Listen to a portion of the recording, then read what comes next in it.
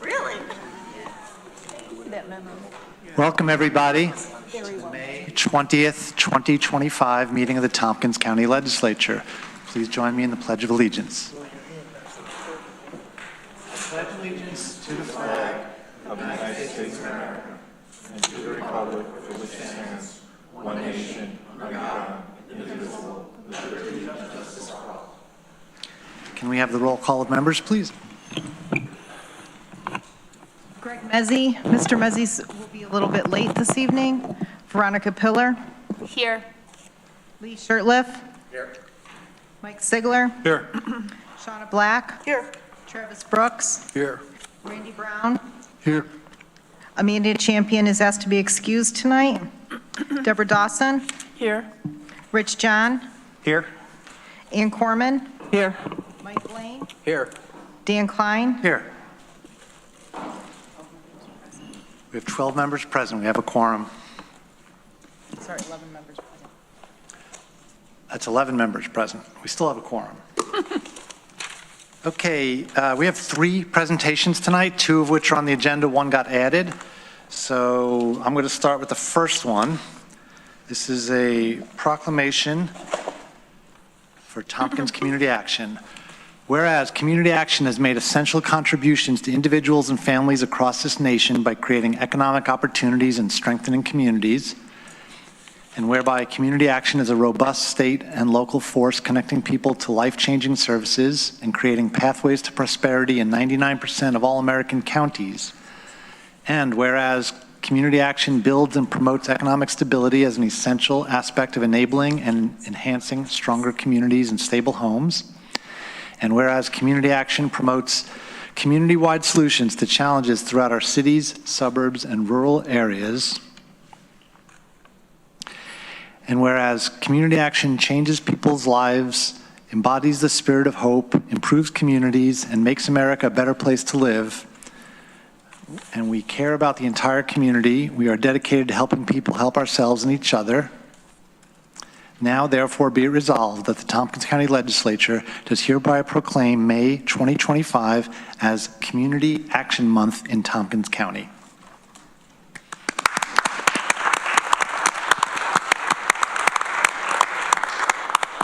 We have Danielle Harrington with us, who's Executive Director of Tompkins Community Action. Danielle, do you want to come on up, receive the proclamation, and say whatever you'd like to say? Thanks. Okay.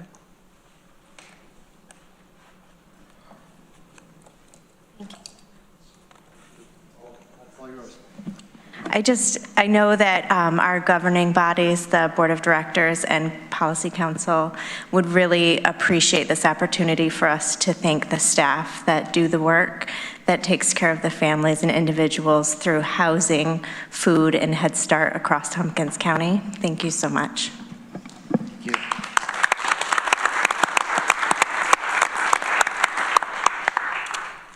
Veronica, I think you have the next proclamation. Yes, thank you. Thank you.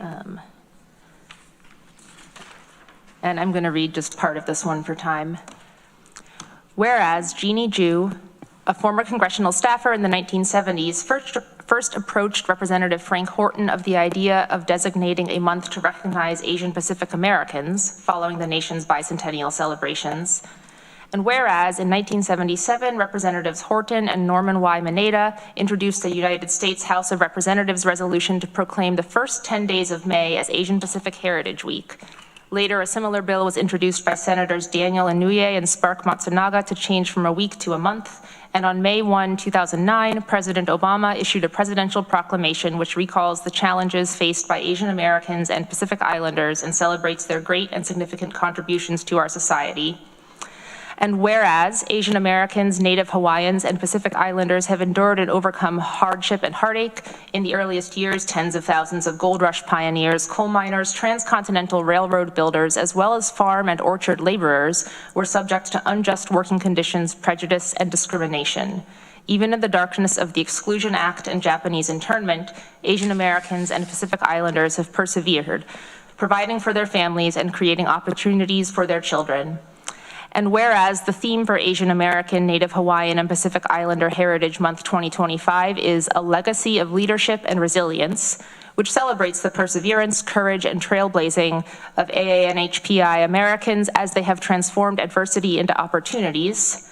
Now therefore be it resolved that the Tompkins County Legislature does hereby proclaim May 2025 as Asian American, Native Hawaiian, and Pacific Islander American Heritage Month in Tompkins County, and that together with our entire community, we join in celebration and recognition of the Asian and Pacific Islander American community.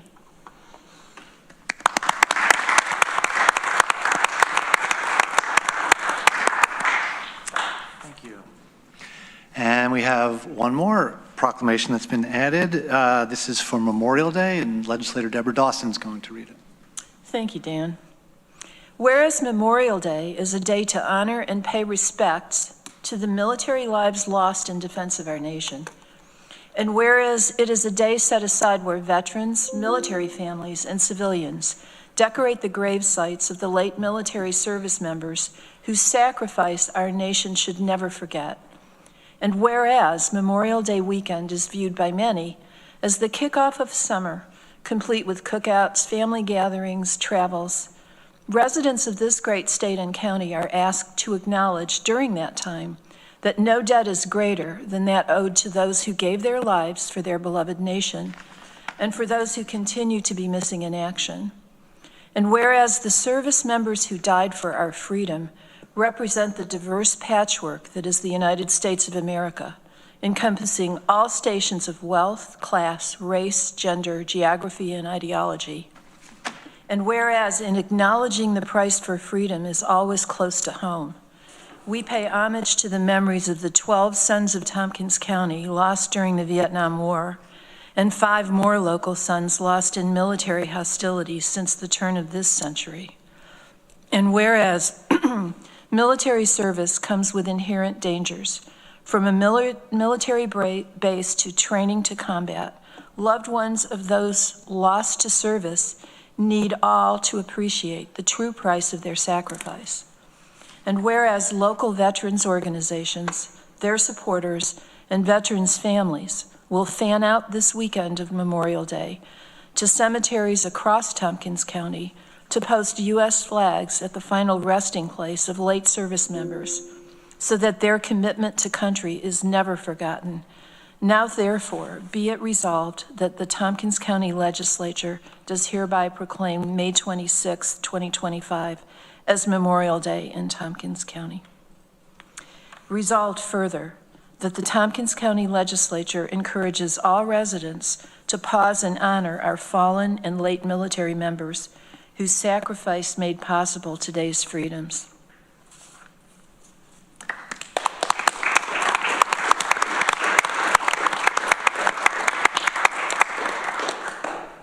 J.R. Claiborne here, the department head of the Department of Veterans Services, to receive the proclamation.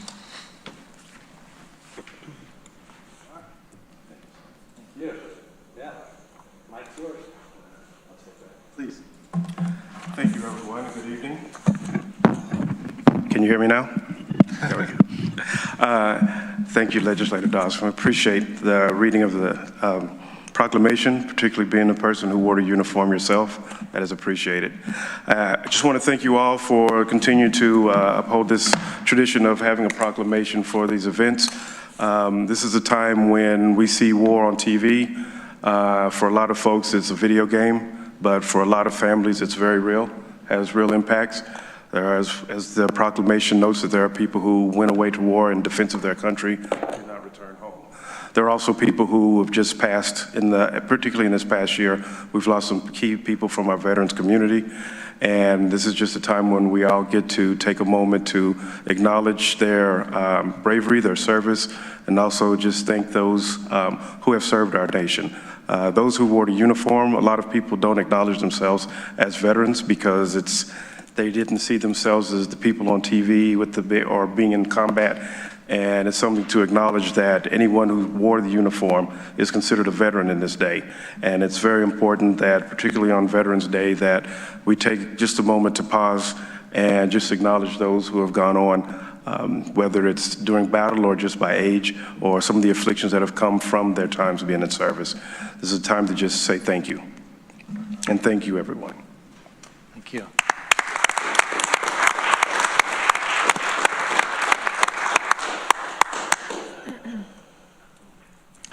So there had been some talk of having an executive session tonight, but I'm thinking we're not having it unless somebody requests that we do. You don't need to decide that right now, but please let me know by the end of the meeting if anyone is requesting an executive session. I don't have any requests to reorder business. Are there any requests from the floor for that reason? Okay, then we're up to privilege of the floor. Are there any members of the public that wanted to speak tonight? We do not have any blue cards.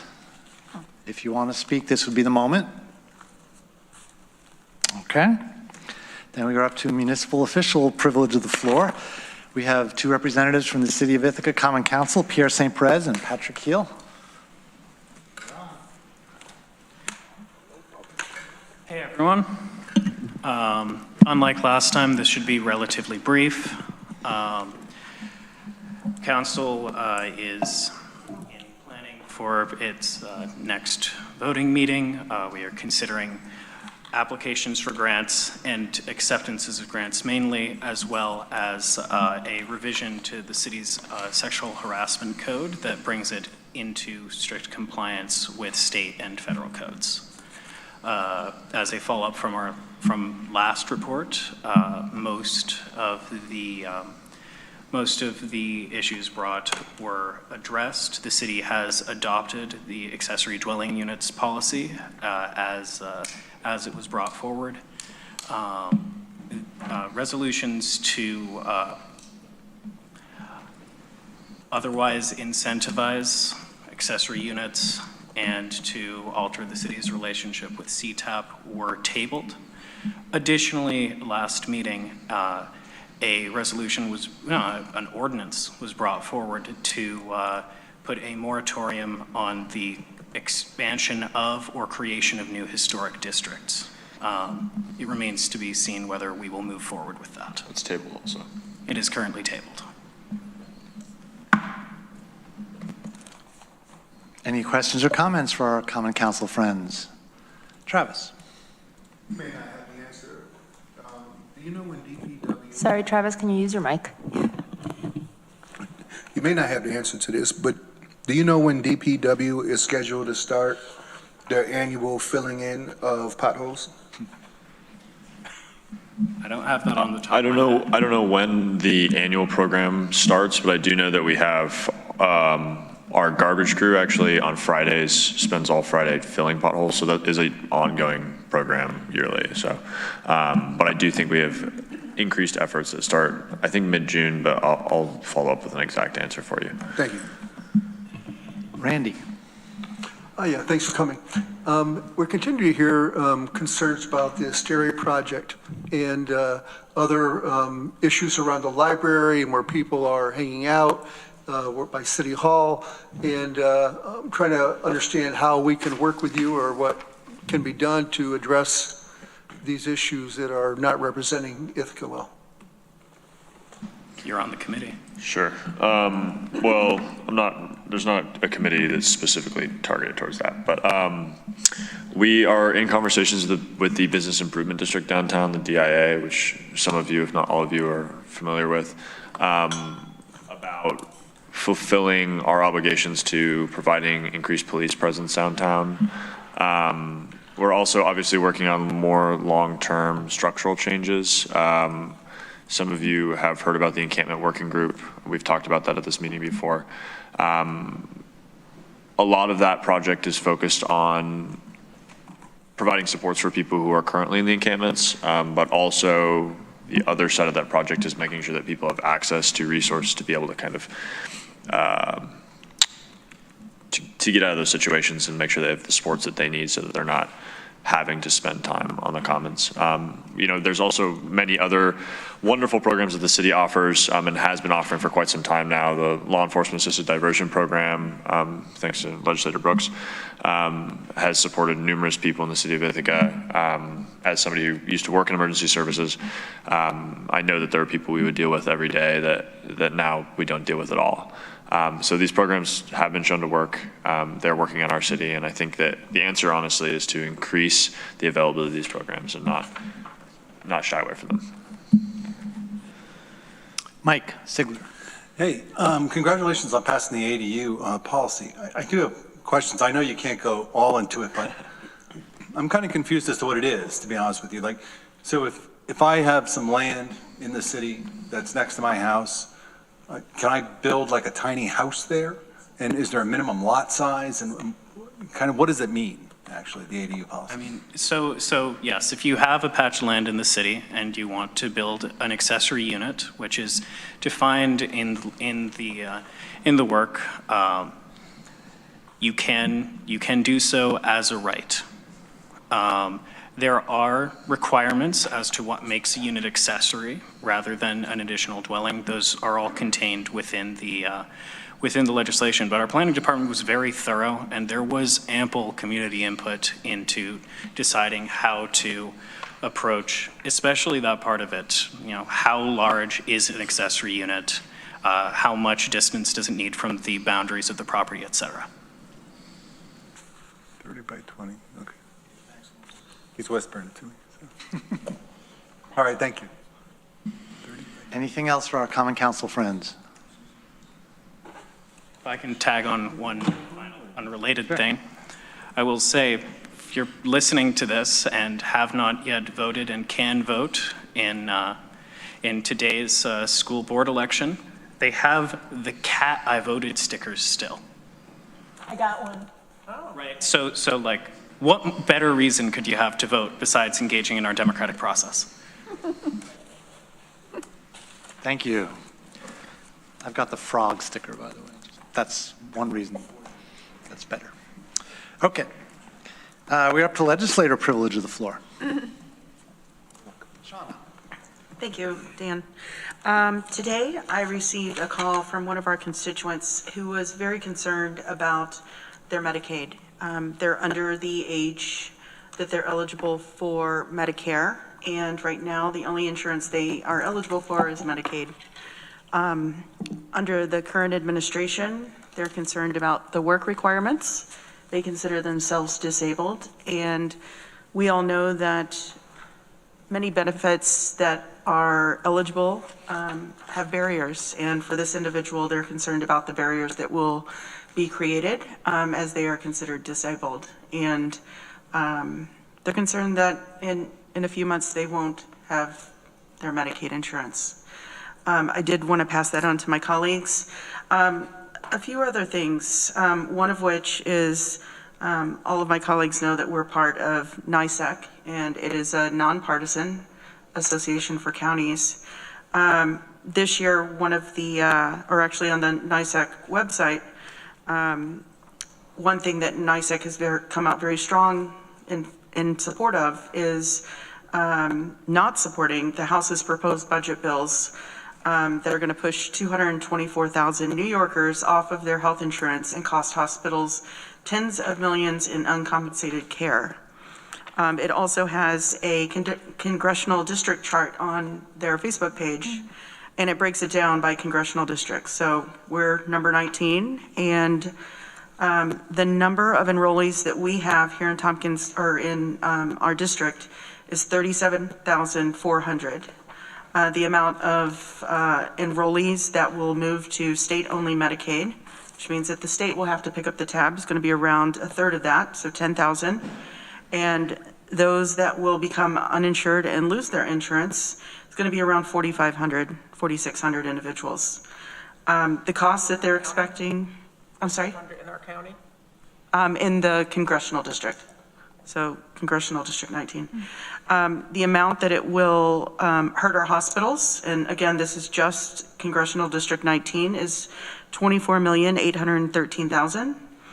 And then it goes on to talk about the state expense, because the federal government's cutting Medicaid, is going to be at the tune of $55,967,000. And again, that is just the amount that's been quoted by NISAC for our Medicaid here in our district. Another thing that has also been posted, and again, this is straight on the NISAC website, is over $15 billion in annual cuts to New York. This is also including Medicaid and SNAP benefits, $1.3 billion increase in uncompensated care costs for hospitals, $3 billion in Medicaid costs shifted to New York State every year. Over 1 million Medicaid enrollees are going to lose coverage, or 15% of the entire program. Work requirements and other changes would increase administrative costs. So I understand they're trying to add work requirements, but the whole idea is to cut costs. What the researchers are saying is that work requirements and other changes would increase administrative costs by more than 20%. And then NISAC has made a statement that without immediate congressional action to prevent these devastating cuts, New York and its counties face an unsustainable $15 billion negative impact that will force choices between raising taxes or eliminating essential services for our most vulnerable residents. I just want to leave that with everyone. Again, this is a nonpartisan association of counties. I will say that most of the members of NISAC are actually Republican. So take it as you will. It's going to really impact our constituents, and it doesn't matter if they're Democrats or Republicans. So hope we're all prepared for that. Randy. Yes. Andy Corman and I had the opportunity to go to Enfield Elementary School and review the food distribution bank that was funded by the county last year. And we were there, was it yesterday? Yes. Yep. The school has committed a room for this. So it's, if you walk in, everybody can go through the shelving area. I was so surprised they had freezers, they had refrigerators. The food choices were pretty good. It was good to see the actual dollars that we committed. Actually, you can see it firsthand how it really helped people. They're going to continue it obviously for the next part of the year. And the food bank is going to have another tour of the facility in the Ithaca High School, I believe it is, next month. So. Annie. Yeah, thanks, Randy, for mentioning that. I just also wanted to add a big thank you from the Food Bank of the Southern Tier, the staff for arranging that, Sarah DeFrank and Randy Quackenbush. And it was, some people I know sometimes wonder, how do we need distribution centers in schools? Do we need them in addition to the food banks? And the way it was explained to us that there is a real need. One of the reasons why there's a need is they provide transportation for the food to go home, because in rural areas, transportation is often an issue. So for instance, kids can bring stuff home. Also, the parents can go online and they update the list of the food that's available, and they can select things. The school staff will package it up for them, put it in a box, and send it home with the bus driver. So it's a way to help augment different issues. And they're going to look at what to do over the summer, because the school is under construction and they don't have kids going back and forth.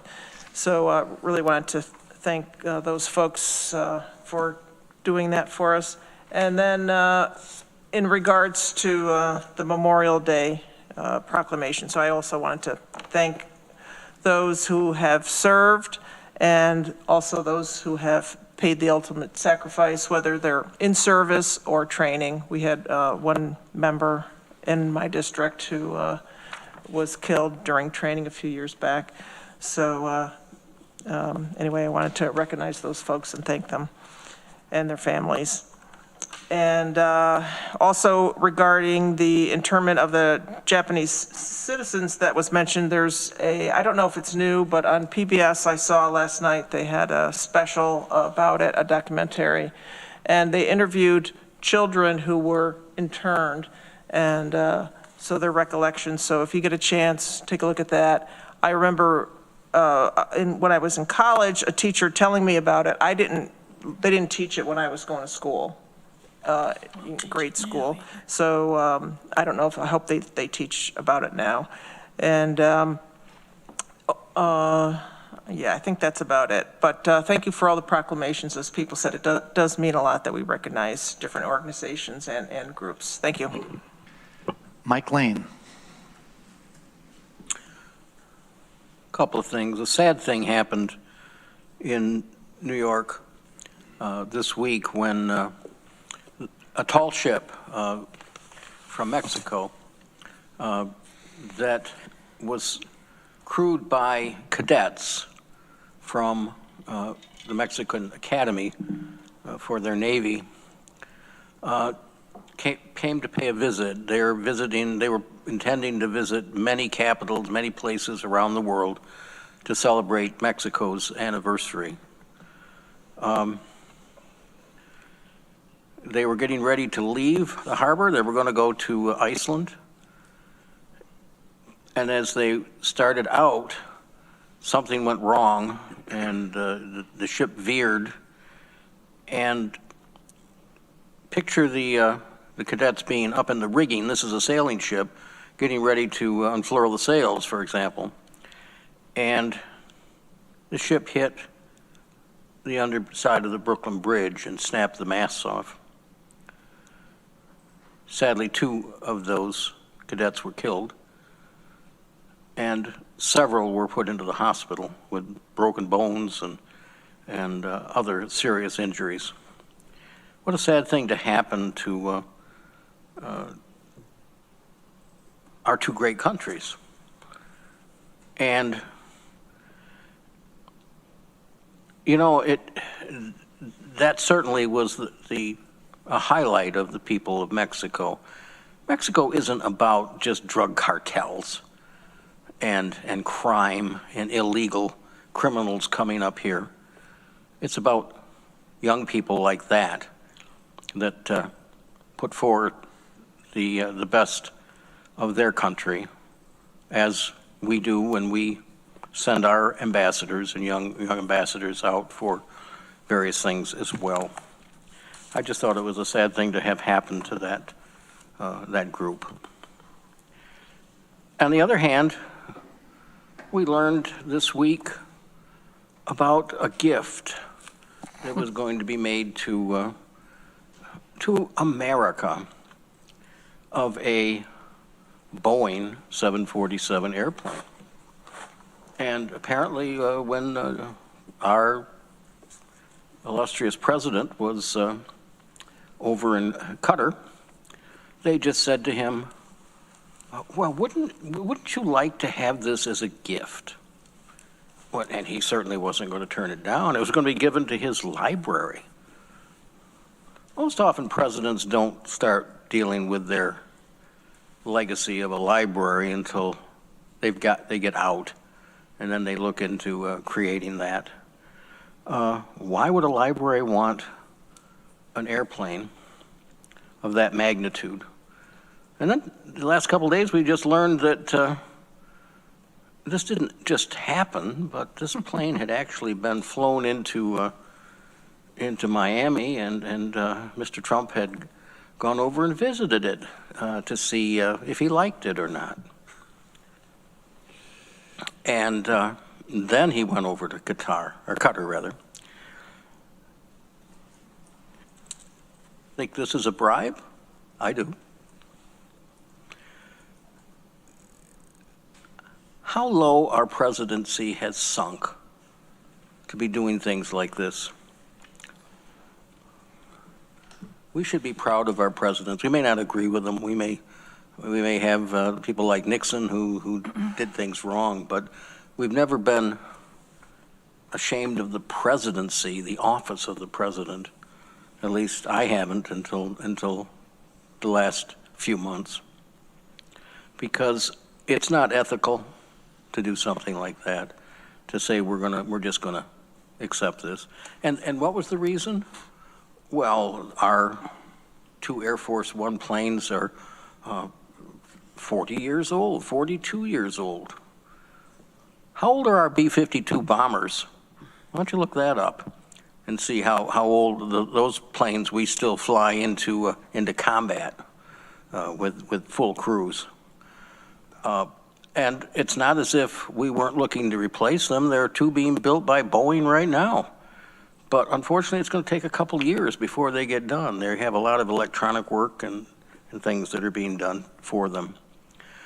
And we want to make sure that those get built properly and become available for whatever future presidents may use them. But to say, well, it's going to take 2 years, and that's just too long because the current president needs something, and needs something he thinks after he gets out of office, too. Just two events this week that, in my head, there's some bravery by the young people of Mexico and then on the other hand, there's some ethical issues by our government. Thank you.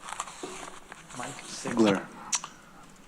Thank you very much, Dan. I just, a couple things. I'm so glad that we recognize, obviously, Memorial Day. I wanted to say that the Groton American Legion, Post 800, they do Memorial Day services. And something my wife and I, we always do, we go to the one Groton, the West Groton Rural Cemetery. And what they do is they go to each cemetery, so it's like every 15 minutes. So it's kind of amazing. It starts actually in Groton. I'm probably stealing your thunder, Lee, I'm sorry. At the Graves Memorial right there on Main Street at 9 a.m.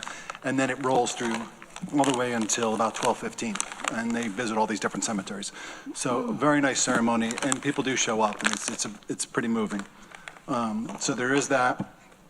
I have talked about Gus Isaac before. He was our World War II veteran who lived in Lansing his entire life, was a bona fide hero in France, built a bridge while he was under heavy fire, which allowed the retreat of some of our service members, saved just a lot of lives during that one battle, and won France's highest military honor for his actions. His funeral will be on Friday, and it's at 1 o'clock at the Lansing United Methodist Church, and then he will be interred right there in Lansing as well, where he spent his whole life and raised his family. Beyond that, I don't, that's my local stuff. I don't generally weigh too heavily into national, although we do that a lot here. First off, I do want to recognize that President Biden has been diagnosed with stage 4 cancer. Obviously, cancer is terrible. I've lost my mother to cancer. My father has a form of cancer. And really something that should never be visited on anyone, in my mind. It is rather concerning that the person who is the most watched medically person on the planet goes from 0 to stage 4 cancer so quickly, and how this was missed. And I think that will be something that does deserve some investigation. That's not Mike Sigler saying that, that's people like Dr. Ezekiel Emanuel saying that, Rahm Emanuel's brother, so clearly not a partisan figure. And the Wall Street Journal actually came up with an article about that today too, about the president's cancer and how this was just missed, frankly, if that is the case. And that's what the investigation will do. Another big event today, obviously, was Jake Tapper and Mr. Thompson's book that dropped.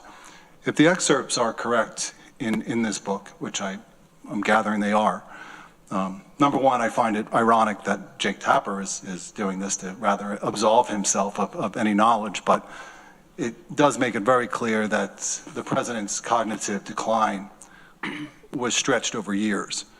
And that does beg the question, who was running the country?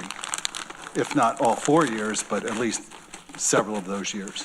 And what staff members were involved in that, not alerting the American people as to that cognitive decline. And that book will be now coming out. I mean, it's out today, and I'm sure there will be lots of reporting upon it. I do want to mention some good news, because we hear a lot of terrible national news, I think, in this portion of our meeting. I do want to recognize that the last American hostage from October 7th massacre in Israel was released. I want to welcome Eden Alexander home. just a tremendous win there getting him home at all. And I do want to recognize that there are other hostages that are still being held by Hamas and that they certainly need to be released and released today. A full-blown war was stopped, I think, between two nuclear powers, India and Pakistan. That was certainly helped averted by Marco Rubio. This comes on his success in Africa and Darfur. We made trade deals with China, the UK, the UAE, Qatar, all amounting to several trillions of dollars. Again, a ceasefire with Yemen was made, normalization of relations with Syria after decades, and it does look like maybe Syria and Saudi Arabia will join the Abraham Accords, which not only President Trump pushed for, but President Biden actually also worked to bring more countries into the Abraham Accords. It just seemed like there was a lot of news on the peace front that has been lacking, and I like to see that. And certainly on the money front, tax receipts finally surged, $850 billion in April, and the Treasury posted a $250 billion surplus, second largest ever in an April. So good financial news, I think, on that front, and good and just good news on the peace front. So thank you very much. Deborah. Yeah, I would break into a chorus of happy days are here again, except my voice isn't very good. So, Memorial Day, a time when we pay lip service to our fallen heroes. And we talk about never forgetting their service and their sacrifice. But it seems clear to me that we've forgotten quite a lot.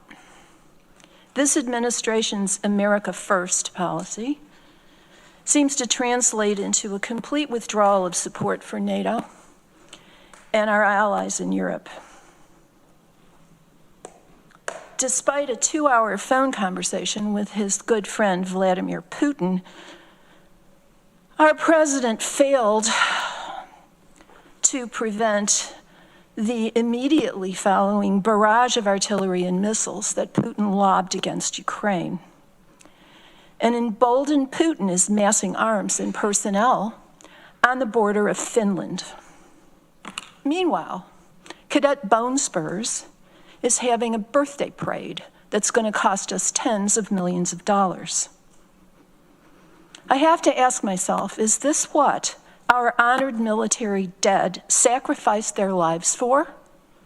So this administration could sell us out to their good friend Putin, an authoritarian pig?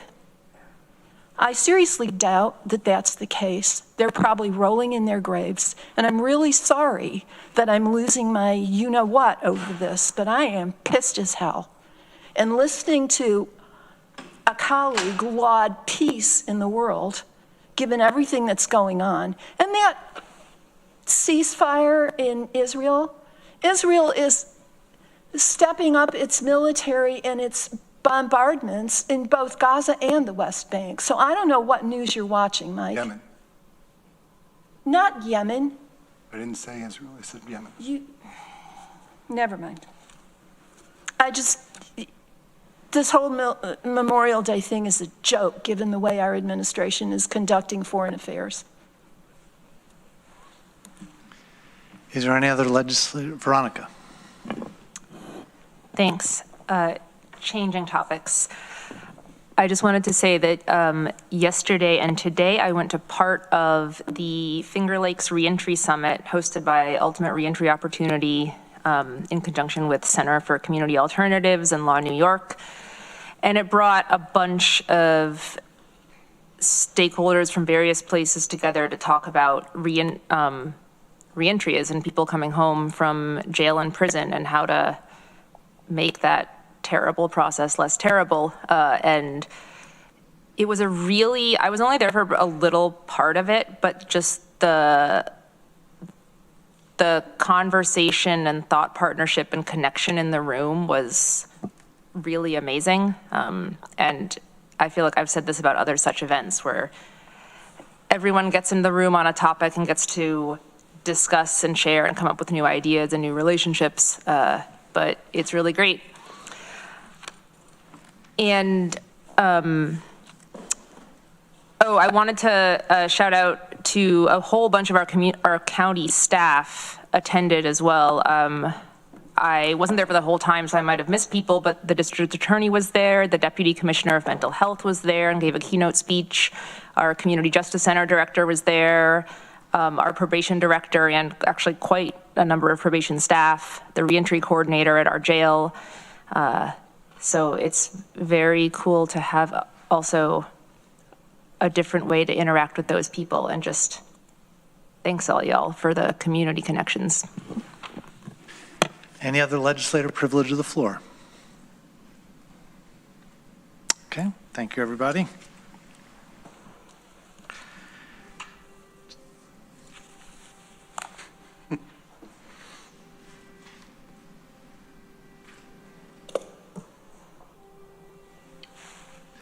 Okay, a couple items for my chair's report. Tompkins County had its first naturalization ceremony in a number of years last week.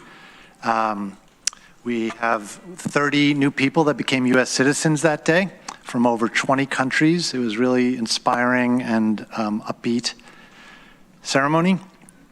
Our County Administrator, Corsa Kumfi, gave a welcoming speech, and legislators Corman, Pillar, and myself were there to witness it. We are in college graduation season.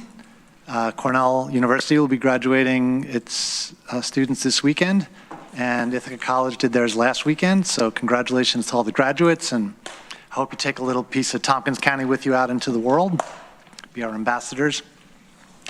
I did attend one event at Ithaca College as part of the graduation weekend, and I got to hear Bob Iger speak.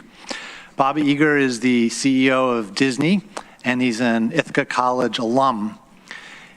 He graduated in the early to mid 70s, and before he went out into the world, he spent one more year in Ithaca as a TV weatherman. And he said, when people ask him what value he got out of the experience, he said, "I learned to give people bad news." That's a line I'm going to carry with me and use. Okay, that is my chair's report, and we also have some chair's appointments.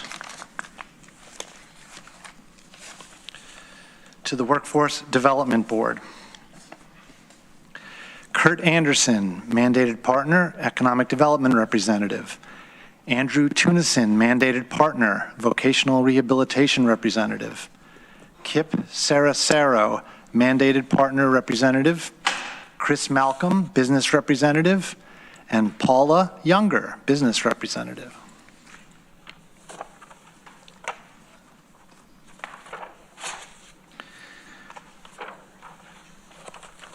Okay, we are moving on to item 8, reports by staff, starting with Corsa Akumfi, County Administrator.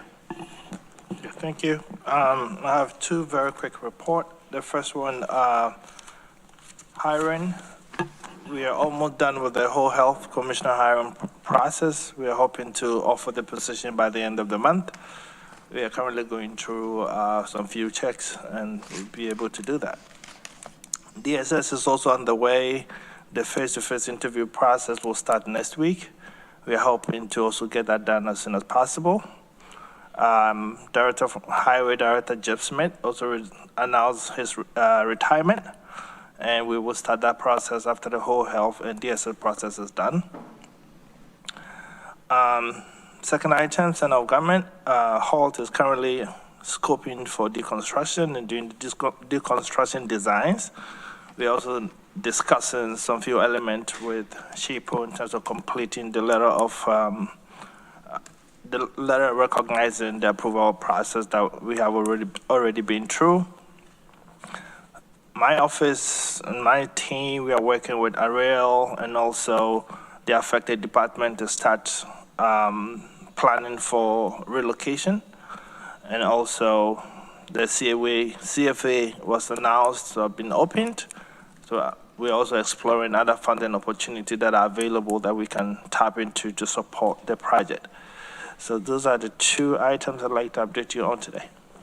Thank you. Thank you. Questions or comments for Corsa?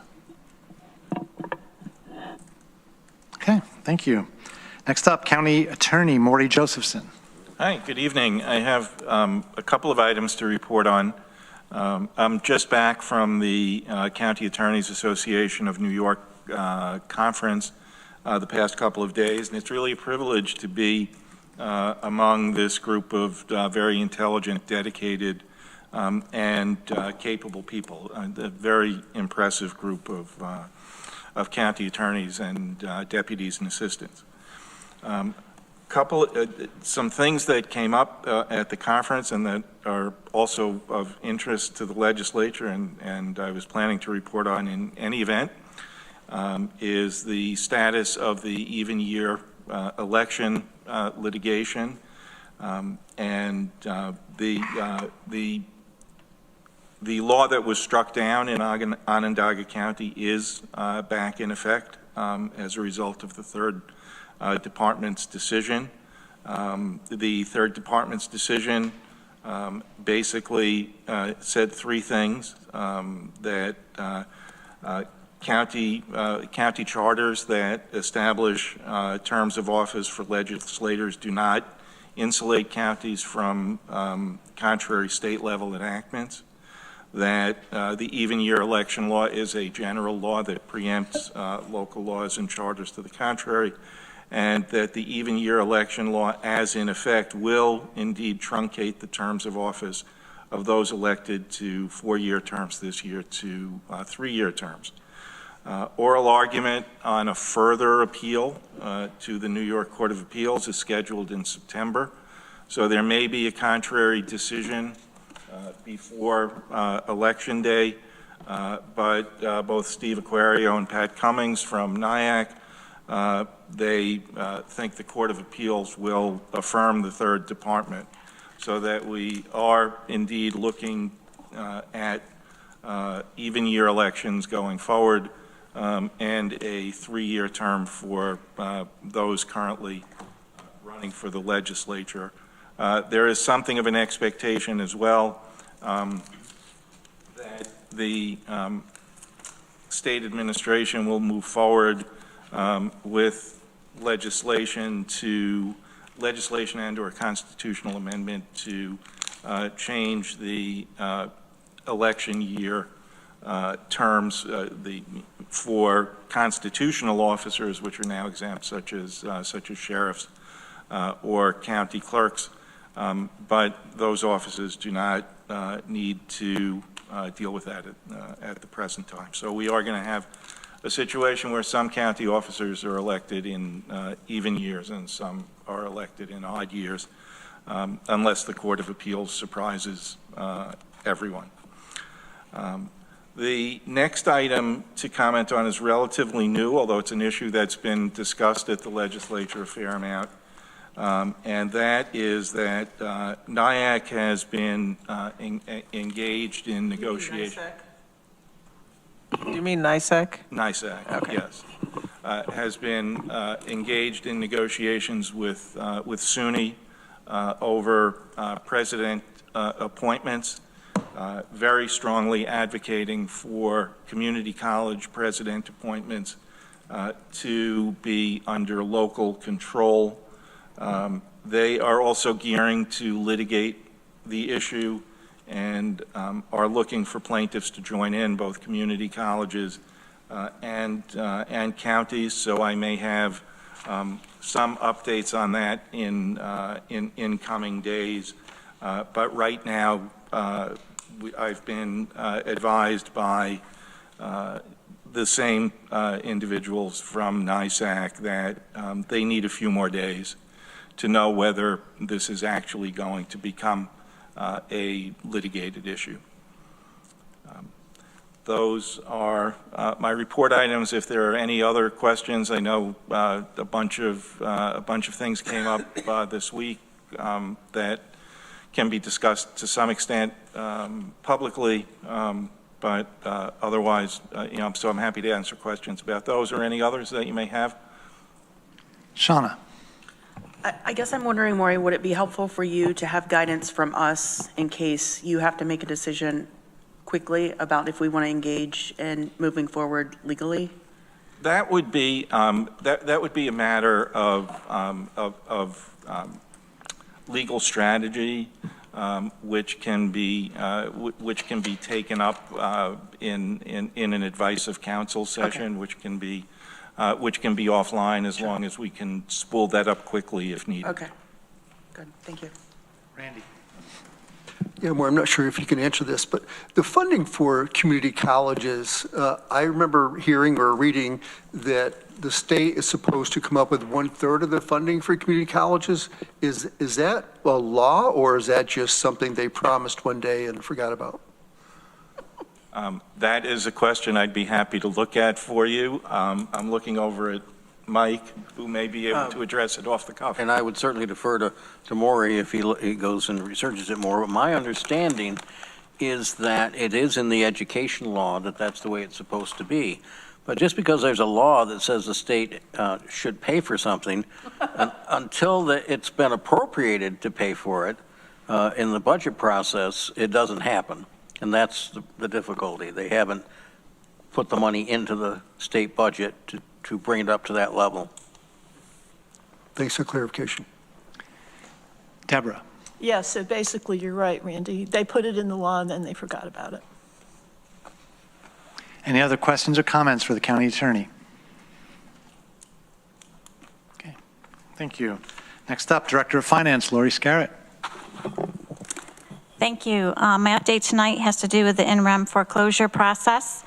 I wanted to let you know that last week, a team of staff from Finance and Assessment went out and posted and toured the properties that are in the foreclosure process. And I especially want to give a shout out to the Sheriff's Department for going with them on that tour. That did result in 2 payments. So we currently have 17 properties in the foreclosure process, 12 residential, 5 vacant and commercial. The auction this year, to remind you, is going to be online starting June 12th through June 23rd. And Drew was kind enough to email you all the link to that auction where you can go in and view the properties that are currently listed. Those are subject to change as the residents still have until June 10th to make payments. And that's all I have. Questions or comments for County Finance Director Shauna? I actually went to the website, and it's very well done. It was really easy to follow. You actually get to see up-close pictures of the houses. It seemed like they were able to walk around the house. And then it has like a brief description and a paragraph, whether it's occupied right now or not occupied and what the condition is. So I think it's actually really helpful, and it allows people to have as much information as we know so that they can make a smart decision. So thank you, Drew, for heading that up. I think it's a smart thing for us to do. Good, thank you. Anything else for Lori? Okay, thank you.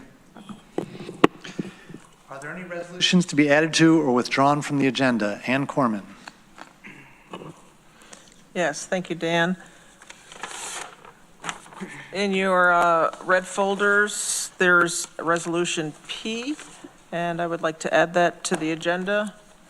Okay, is there a second? Monica seconds.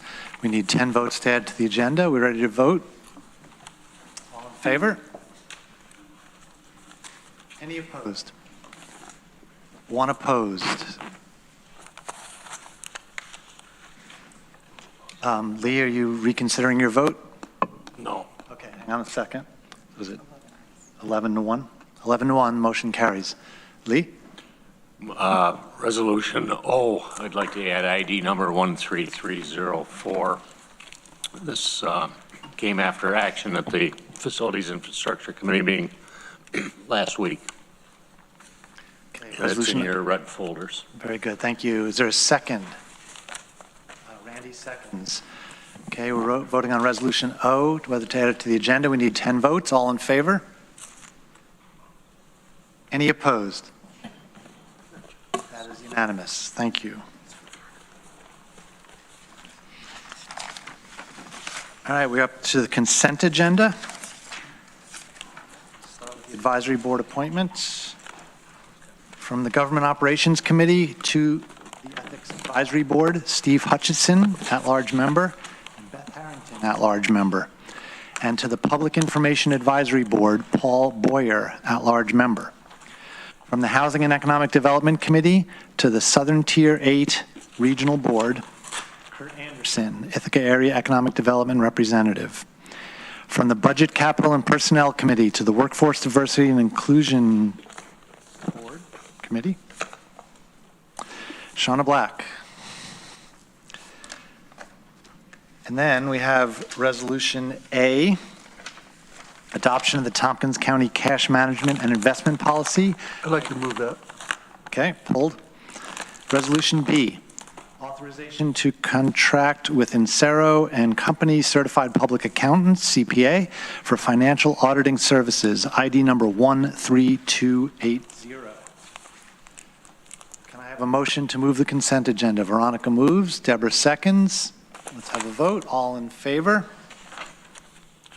Any opposed? That is unanimous. Thank you.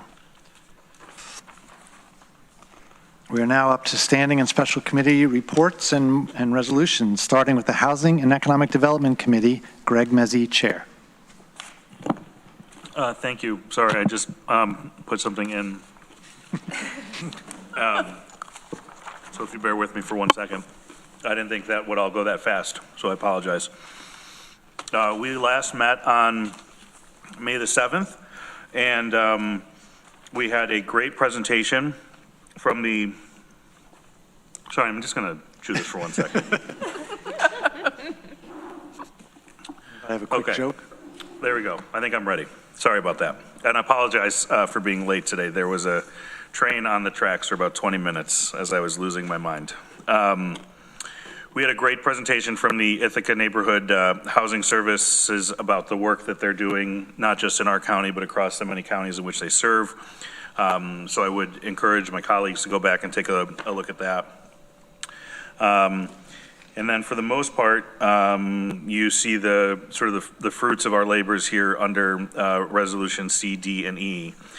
So I guess I will go ahead and first move Resolution number C, endorsing New York State legislation A7620 and S7072, expanding the Tompkins County Industrial Development Agency TCIDA from 7 to 9 members, ID number 13247. Is there a second? Shauna seconds. This is a follow-up to the resolution that was passed calling for our assembly person and senator to put forward such resolution. And this is just an endorsement of the of the legislation that they put forward on our behalf. So this is sort of a procedural step in the process to get this moved through. I think we were required to have it with the bill numbers in it. Is that accurate? Yeah. Okay. Yes. Is there, okay. Any further discussion? Resolution C. Let's have a vote then. All in favor? Any opposed? That is unanimous.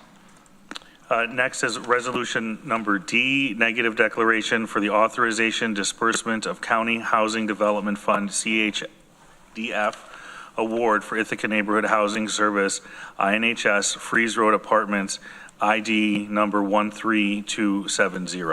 Is there a second? Ann Corman seconds. This is the negative declaration which is accompanying the following resolution to disperse the funds. So yeah, I can talk about it either in this resolution or the next one, what this is for, but it's 50,000 of the county's funds and 50,000 of Dryden's funds that they put in as an associate member to the Community Housing Development Fund. And this is for the property right there in the corner of Freeze Road in Varna that's been kind of a dirt lot for quite some time. So it's a pretty nice project that Ithaca Neighborhood Housing Service is proposing on that site. So it'll be $100,000 from the Community Housing Development Fund. Discussion on Resolution D. Okay, let's have a vote then. All in favor? Any opposed? That is unanimous. And the next one is resolution number E, authorization to disperse Tompkins County funds to the Community Housing Development Fund, CHDF, for Freeze Road Apartments, ID number 13272. That is also seconded by Ann. This is as it says, the authorizations to release the 50,000 of county funds to this program. Also want to note that Legislator Corman is the chair of the Community Housing Development Fund, so appreciate all her efforts. As somebody who represents the district where this investment will be made, I think this will be great. And I know that the Community Housing Development Fund is doing a lot of great work across multiple districts within the county. Thank you. Discussion, Randy. Yeah, Greg, how many funds are in the Community Housing Development Fund? Let's see, who do we have here? Friends, anyone? I can get it for you off the top of my head. So the way that it works is it sort of comes in waves or in rounds. There's the initial funds that are put in by each of the three funding partners, Cornell, the City of Ithaca, and the county. And then we also have the Associate members. The associate members, which contribute the town of Ithaca and the town of Dryden for $50,000 each. And then we also get the IDA funds per the affordable. Help me out with that. Is it the part of the housing policy? Part of the affordable housing policy. Thank you. So those come in waves and are allowing us to do more and more because we typically would run out of funds very quickly because we just didn't have enough. And so the IDA money is starting to really make it done. Maybe if the chair would at some point, maybe we could get a short Community Housing Development Fund update, one of our little topical presentations at some point, if it would be interesting to the members. But off the top of my head, I can't come up with a number. Thank you. Okay, we are on Resolution E. Is there further discussion? Rich. I was just going to echo your comments. I will support the resolution, and just for the benefit of the public, the Community Housing Development Fund has been a remarkable success in my mind. It has drawn from a lot of community partners to create the fund and to continue to fund it, and it allows us to leverage money from the federal and state sources that have contributed to some significant affordable housing projects in our community. It really has worked and will continue to work. So this is good news. Anybody else? Resolution E. Okay, let's have a vote then. All in favor? Any opposed? That is unanimous. That concludes my report. The next meeting of the Housing and Economic Development Committee will be on June 4th, Wednesday at 3 p.m. here in Chambers. Thank you. Okay, next up, Planning, Energy, and Environmental Quality Committee, Ann Corman, Chair. Thank you.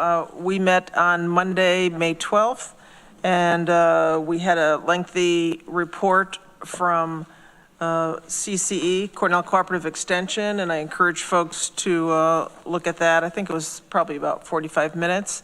And a lot of the highlights that they talked about were things that they had done over the past year. And one thing they wanted to clarify, because this has been brought up before in questions to them from this legislature, is that they did, a deep dive, and they do not duplicate any of their programs, are not duplicated throughout the county. They work really hard with other agencies and providers to augment and multiply services that are in the county. And this year, they do not anticipate asking for additional funding above what they asked for last year. They gave a couple of highlights on the return on investment that the county gets. And so a couple of those things regarding volunteers through the 4-H program in 2024, they had 4,921 volunteer hours. The beautification program, over 700 hours.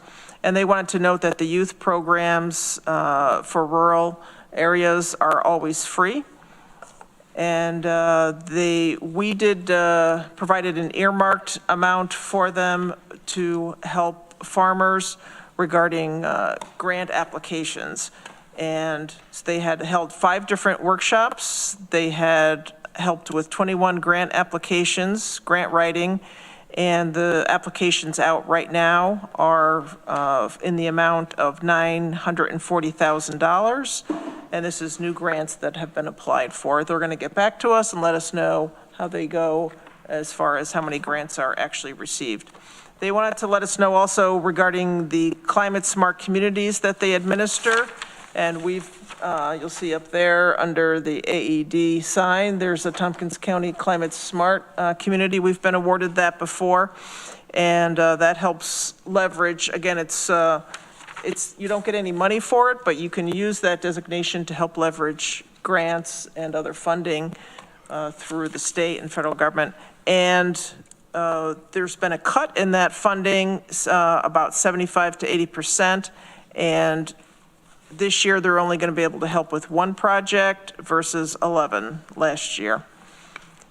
And they've had 2,000 people go through their food education program, and they also help folks apply for and navigate the SNAP benefits. So again, really important programs that they're doing.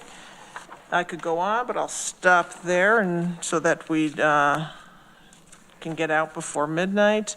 And a couple other just one other highlight I'll say. The Abigail Connor from our planning department gave us a training on how to use the flood information webpage. So go to our Tompkins County website and look at the flood information webpage. You can navigate to go to different areas, and that's live right now. Let Abigail know if you have any issues navigating that. But and I know that's a hot topic with the different flood maps that are out right now.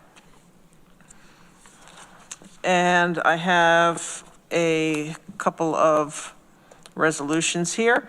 One is first one is Resolution F, declaring the county as a lead agency to undertake a coordinated review and finding, and concluding that adopting the 2023-2032 Tompkins County Final Local Solid Waste Management Plant will not result in any significant adverse impacts to the environment. And this is ID 13286. I'd like to move that. And Ann, there's some corrections in our red folder. Right. You moving that version? Yes. So in our red packets, as Dan said, we got a couple of corrections, minor corrections.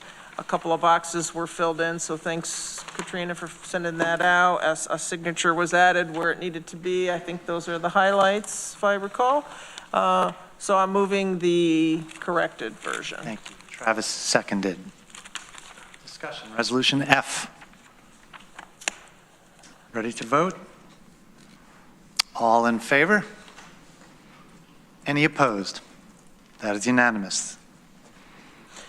Thank you. And now I'll move Resolution G. This is adopting the 2023 to 2032 Tompkins County Final Local Solid Waste Management Plan, ID 13287.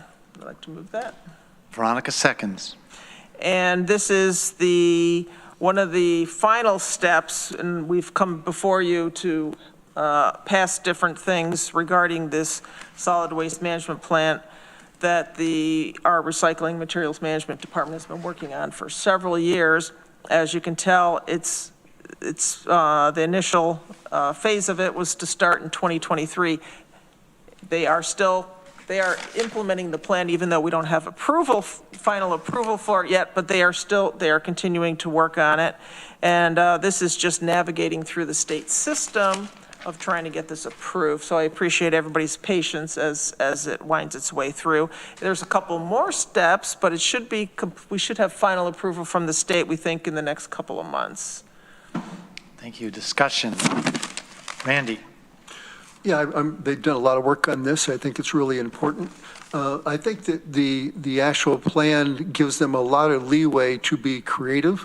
I think that managing our waste is completely up to us, under our control, and I'm looking forward to implementing the plan. Any other discussion? Resolution G. Ready for a vote? All in favor? Any opposed? That is unanimous. And I just want to say our next meeting is Monday, June 9th at 1 p.m. Very good. Thank you. Next up, Public Safety Committee, Rich John, Chair. The Public Safety Committee has not met since our last meeting. We will be meeting next Tuesday, May 27th at 1 o'clock. I anticipate we're going to have a discussion of EMS services, emergency medical services, and we'll have a presentation from the Department of Emergency Response on our rapid medical response and some potential additions to those services. And then we're going to hear from a consultant on a proposal that'll come before the committee on studying EMS services. I'd just add our jail numbers are quite high, well, relatively high, low for in general, but high for us, 73 with 10 board outs. So we are above our 82 in actual numbers, our jail capacity. Questions or comments for Rich? Rich, can you tell us again when the Public Safety Committee meeting is? I believe that's May 27th at 1 o'clock, Tuesday. But correct me if I got that wrong. Okay. Next up, Tompkins Intergovernmental Relations Committee, Shauna Black, Chair. Thank you. We met Wednesday, May 7th at 11 a.m. and we were joined first off by TC3. They reported that they had an increased enrollment of 14%.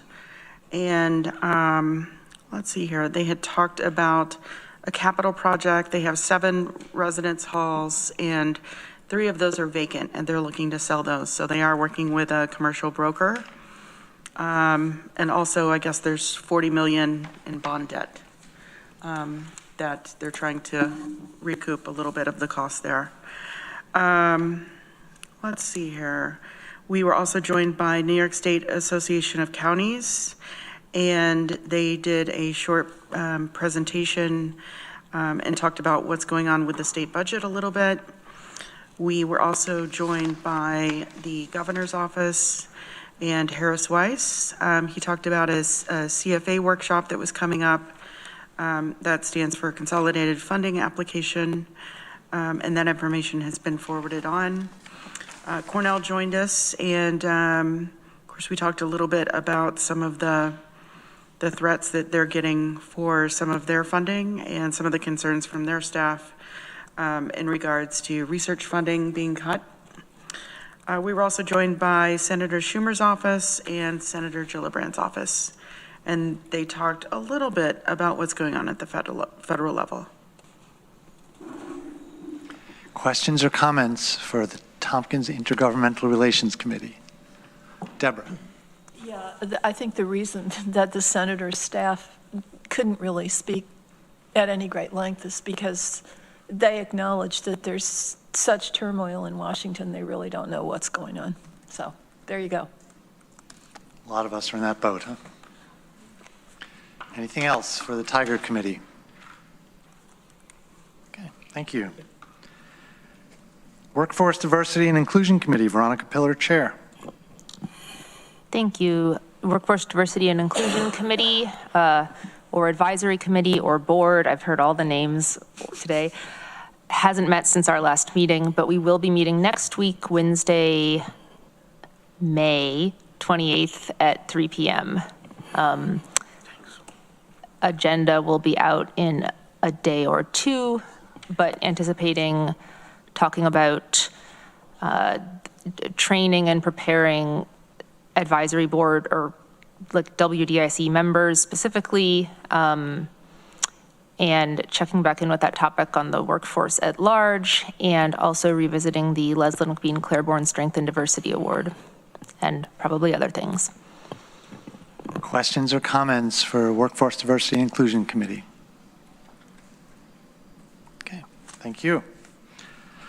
Budget, Capital, and Personnel Committee, Mike Lane, Chair. Thank you. The Budget, Capital, and Personnel Committee, which is the premier committee, met on Thursday, May 8th.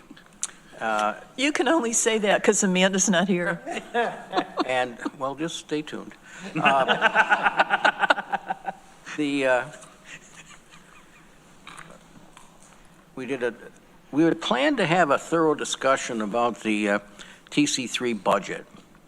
And we weren't able to do that because the proposal that had come to us, and the two counties had the college asking for a 5% increase in the sponsor's share to the college. They hadn't had a increase in 5 years. And we had talked about that before and were kind of sympathetic. Just before our meeting, it was learned that Cortland County was not willing to do that increase this year because of their own budget problems that they're having, and because, as it always has been, TC3 budget is offline or off schedule from our own budgets, which are calendar budgets. TC3 is an October budget. So we postponed that. It meant that the college had to go back to its own board of trustees and come up with cuts, which they will be putting together in a new resolution and coming to us next month, which will include, because I attended that board meeting, includes an increase in tuition for students. Sad to say, we're already in the top 5 or 6 of the community colleges as far as the level of student tuition that's charged. And they're going to have to probably not fill a couple of positions that they had planned to fill up there, and some other cutbacks that they're going to have. But our college always lands on its feet. It's always willing to step forward and do the hard thing. So when we get together next month, we'll talk about that. It's possible they may put in to us a one-time request like they have in some of the years previous to possibly fund something that the college needs in its capital program. That was the big thing that we did. Have some resolutions, and we'll meet again on Thursday, June 12th at 9 a.m. Any questions before I go to the resolutions? First one is Resolution A that got pulled from consent. Adoption of the Tompkins County Cash Management and Investment Policy, and that's number ID 13250, and I so move. Deborah seconds. Randy, I think you pulled it, didn't you? Yes. I didn't pull H. A. I'm sorry. Cash management system. I'm sorry, I was not following. Yes, I did. So that was, when I was reading it, I noticed, and I forgot which page it was, that the limit of investment was $250 million, if I read that in the cash. And so I was trying to think of, geez, I wish we had that kind of money. So I'm trying to think if I pulled that up correctly. Maybe I got to go down here and find it. Are you referring to the FDIC insurance?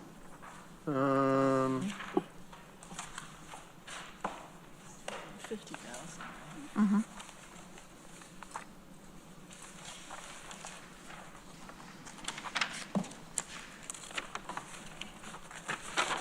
While he's looking for that, I'll just say that we were told in committee that this was basically the same plan that we had previously, and there were no changes to it.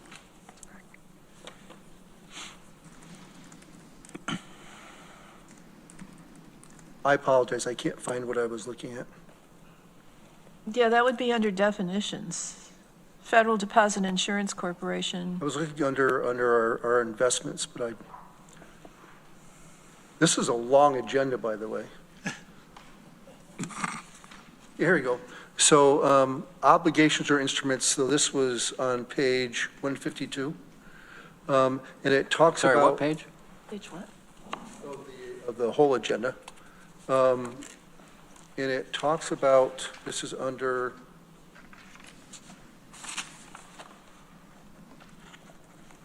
permitted investments. So C.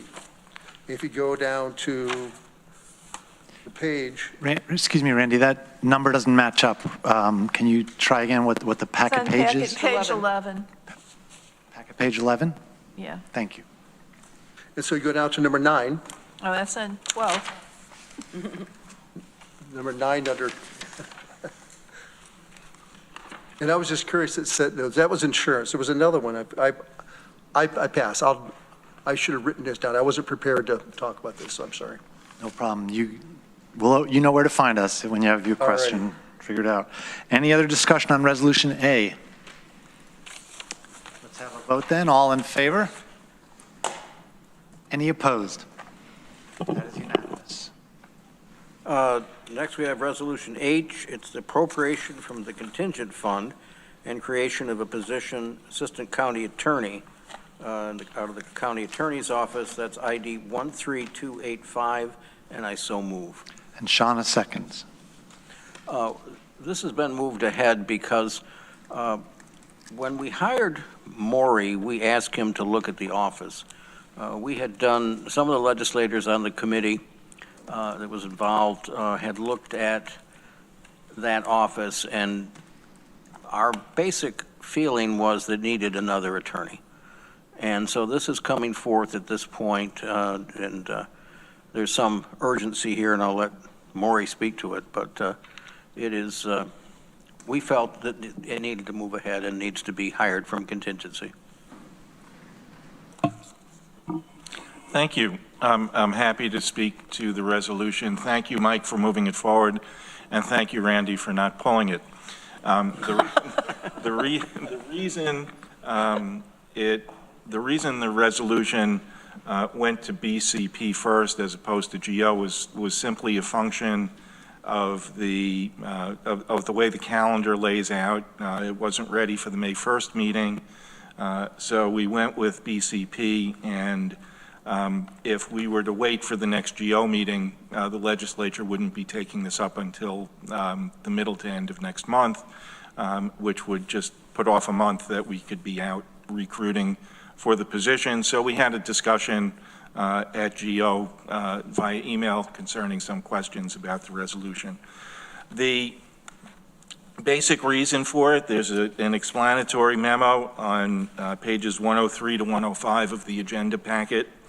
And the first couple of pages lay out the services that we do. If I go and discuss them and list them, I first would take all evening, and my head would get very big because I'm very proud of the services that we do and deliver. But it's really not sustainable at the level with two FTEs of attorney time and 2 FTEs of paralegal.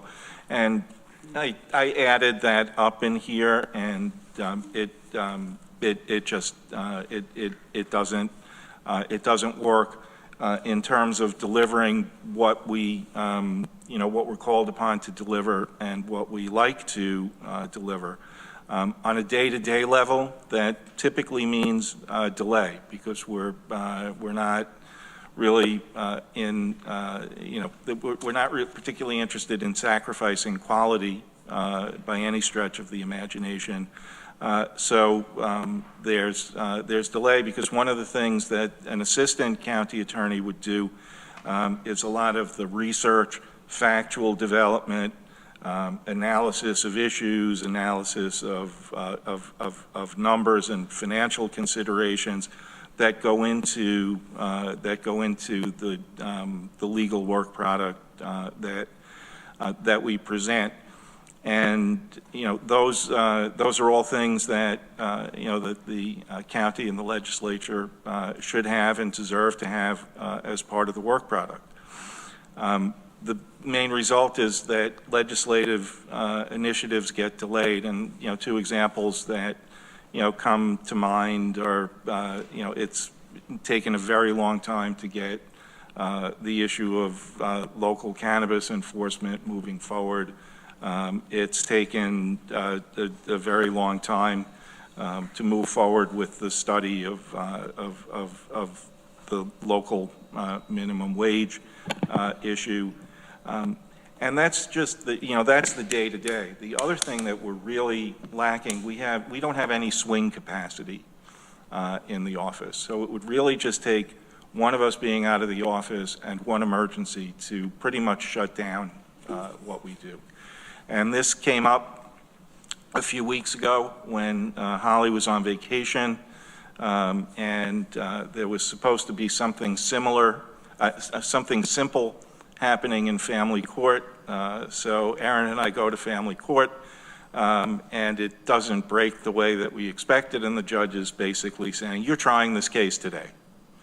So if we had to try the case right away and continue that for another couple of days, that would basically, if with the deputy being away, it would shut down the rest of what we do. And it would make it extremely difficult when things come up quickly and need a quick response to get everyone the advice and the counsel that they need. And just an example today, the issue with, with the potential litigation over community college president appointments. Even with a conference, if basically, I was able to field that in the midst of a conference where they actually were talking about it.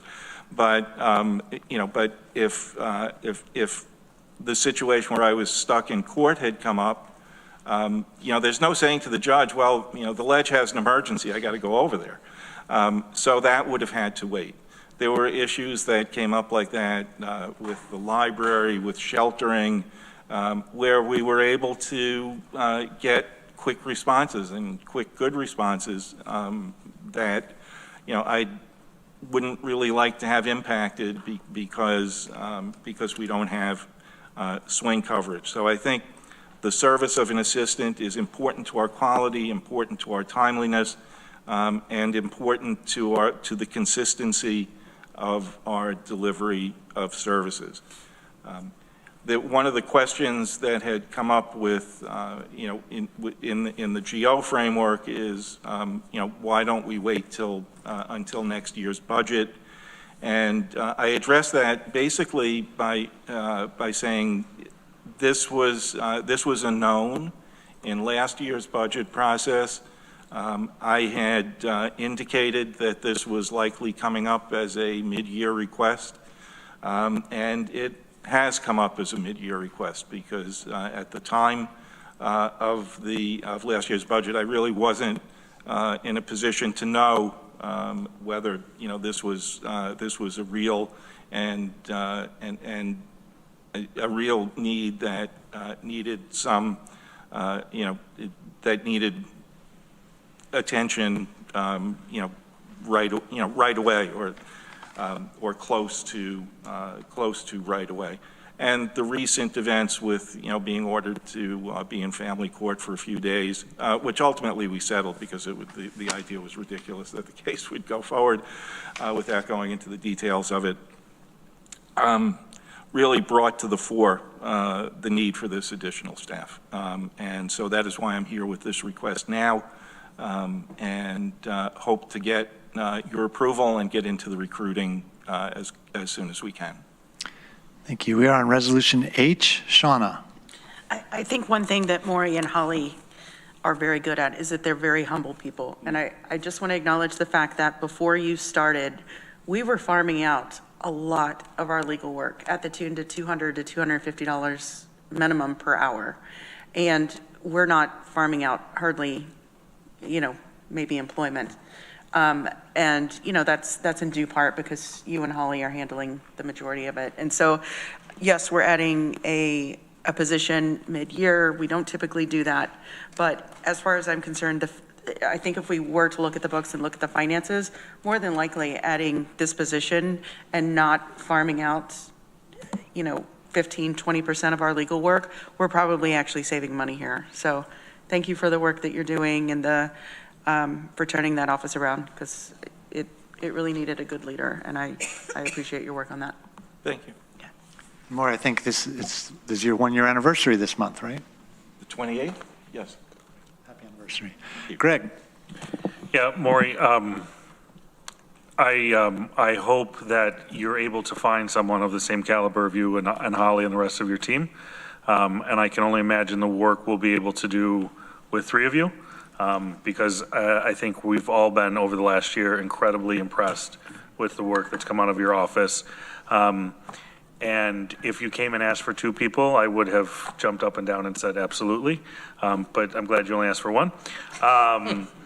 But I think I've been on the legislature now 3.5 years, and we've been asking for a review of the staffing in this department as long as I can remember. So I'm glad that you've taken your normal methodical, detailed approach and come up with a good solution. So I fully support this, and I have a strong sense that the rest of my colleagues will as well. Anybody else? Resolution H. Ready to vote then? All in favor? Any opposed? That is unanimous. Thank you, everybody. Next, we have Resolution I, authorizing a public hearing on proposed local law B of 2025, a local law overriding the tax levy limit for 2026. That's ID 13281. And I so move. Randy, are you seconding? I did. All right. This is something we do every year. Simply authorizes us, if we need to exceed the tax cap with a vote, obviously, of the legislature. We haven't had to do that except once since the tax cap legislation was authorized.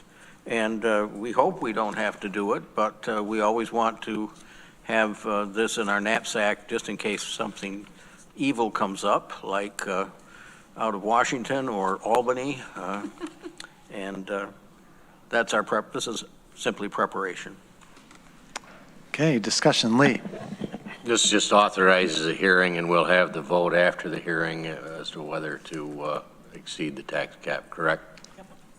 That's Yes, correct. thank you for that. Anybody else? Okay, let's have a vote then on Resolution I. All in favor? Any opposed? One opposed. That carries. Next is Resolution J, endorsing state legislation, Assembly 8155 and Senate 7804, extending existing sales tax and use tax authority of the County of Tompkins, ID 13293. I so move. And Lee seconds. This we have to do every 2 years, thanks to the state for not letting us just have it. We have to ask for the additional 1% sales tax, which has been of record all the time I've been on the legislature, and I think before that. So it just, in order for Senator Webb and Assemblywoman Kellis to move this forward at the state legislature, they have to have this endorsing resolution from us. Randy.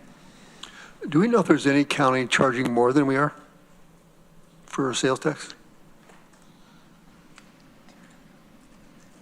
I think New York City charges more. Oh, yeah. I was thinking they might, but. Yeah, I think New York City and some other downstate counties also have a slightly higher rate. 8 1/4. 8 1/4, something like that. Yeah. Any other discussion on Resolution J? Okay, let's have a vote then. All in favor? Any opposed? That is unanimous. The next two resolutions, K and L, are corrective resolutions that will correct a mistake that was made in the transfer papers of 2 deputy sheriffs as far as their retirement is concerned. And I'm going to move what's in the packet, but I know Deborah has amendments with some corrections and some additional language for folks. So I'll start with K, endorsing state legislation, Assembly 7825 and Senate 7849, authorizing Tompkins County to offer an optional 20-year retirement plan to Kyle Davenport, a deputy sheriff employed by Tompkins County, upon such officer's election to participate in such plan. ID 13295, and I so move. Second on resolution, Rich, seconds. Discussion, Resolution K. Deborah. Yeah, I would offer the amended version, which is in your red folders. The major difference, at least on this one, apparently we had Officer Davenport's name wrong throughout the body of the resolution, so we changed that from Kevin to Kyle. I'm sorry, Officer Davenport. But the other major change is simply in the whereas that discusses the financial implications of adding Officer Davenport to the correct retirement plan.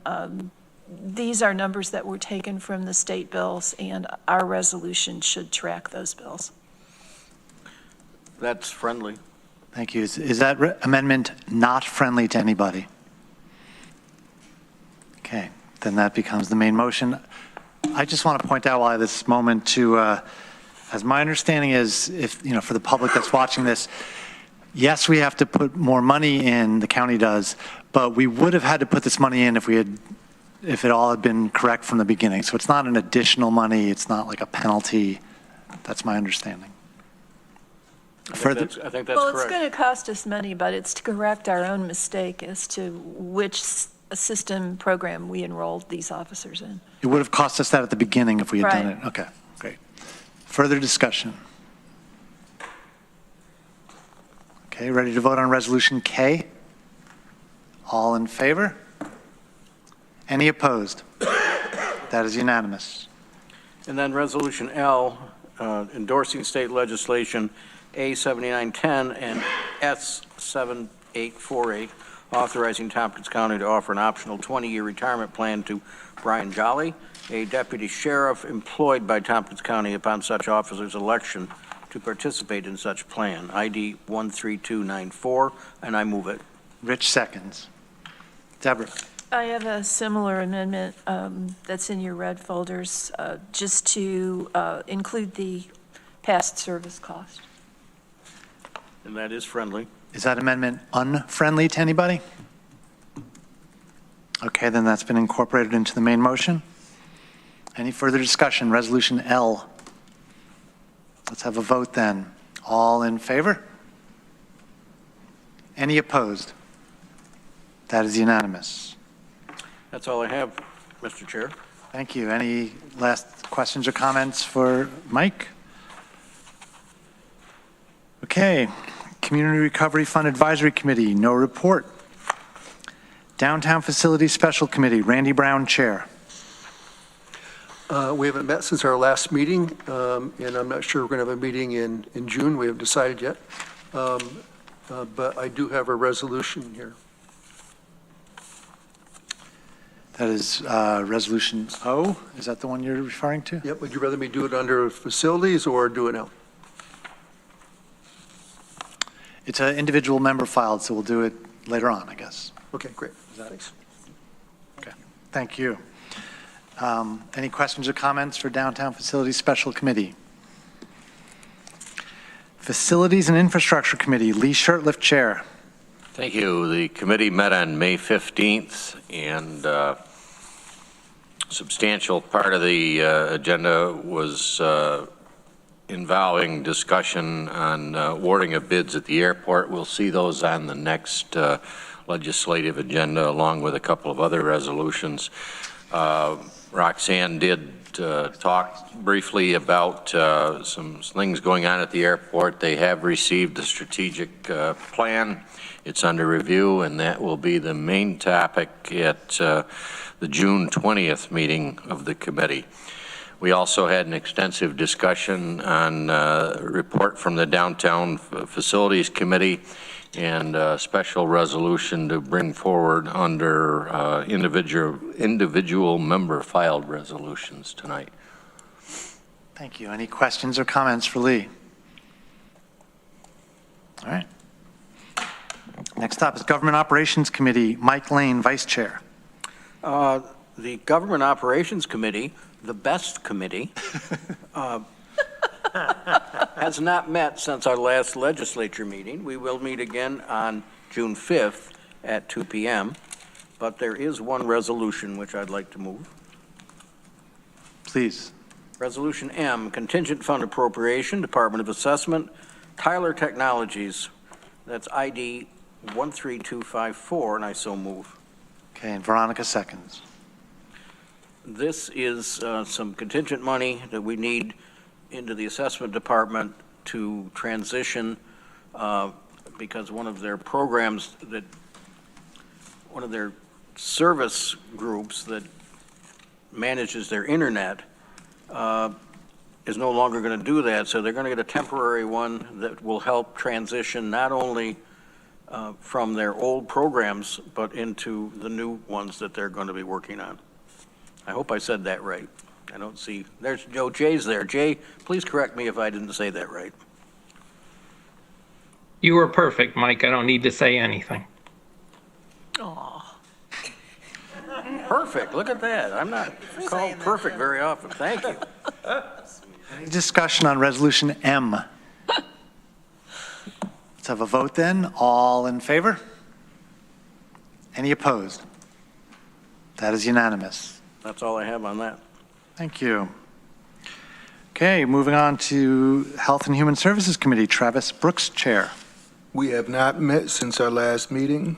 We are meeting tomorrow at 1 o'clock, and we have a guest. Frank Krupa will be coming to share an update on the stabilization unit. That's all I got. Thank you. Questions or comments for Travis? Veronica. I don't know if this is for Travis or Corsa, but do we have any update on a proposal for moving forward with the Office of Human Rights or similar? One has not come to the committee yet. I think that would be with me. I've met with the chair of the commission, and we have also scheduled another meeting. She shared with me a detailed analysis of what her anticipations are, and I will be sending that over to the committee, and then I believe not tomorrow, but the following month, you have sufficient time to review it for further discussion and the way forward. Anything else for HHS? Okay, thank you. We're up to individual member filed resolutions. We have 3 tonight. We're going to start with Resolution N. Shauna? Thank you. I would like to move resolution of the Tompkins County Legislature requesting action from New York State and federal officials to protect constitutional rights and the rule of law. ID 13310. I so move. Is there a second? Deborah? Yeah, I just want to thank my constituent, Susan Moulter, who had written me an email and asked if we could pass something very similar to what the town of Lansing passed about a month ago. I don't know if Ruth Groff or Joe Wetmore or who on that board wrote that resolution, but I did try and use some of their information into our resolution. And, you know, I think there has definitely been a call from our local constituents to make sure that we're not silent in this time. And I think, you know, I get that some people think we're ranting at the beginning of our meetings, but I continue to think that it's necessary. The people on the federal government that I think are doing the work are the ones that are speaking out. And really, although I think, you know, many people feel like their hands are tied, it's good to know that they're fighting for us. So I hope our constituents feel like we're doing the same. So that's why I wrote the resolution. Discussion. Veronica. Nothing really to add, just thanks, Shauna, for bringing this forward. We had another constituent reach out to multiple of us, and Shauna picked up the ball, so thank you. And I agree that it does seem like this resolution, a resolution like this, which is calling on others to do something, is going to be quite impactful in our community based on the requests for speaking up that I have heard. And I've actually been surprised to notice, I guess, my own reaction to other bodies. I think, for instance, it was a headline saying, I cannot remember the details, but that Harvard wasn't going to essentially be blackmailed by the federal administration.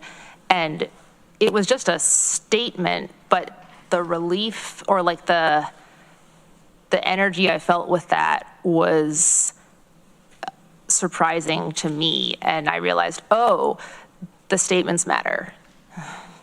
Randy. Yeah, I agree with some of this, but I don't agree with some of it as well. I know that everybody is upset, and I try to put things in perspective, and there's no doubt that this is an ugly time, all right? And that people are going to be affected negatively by this.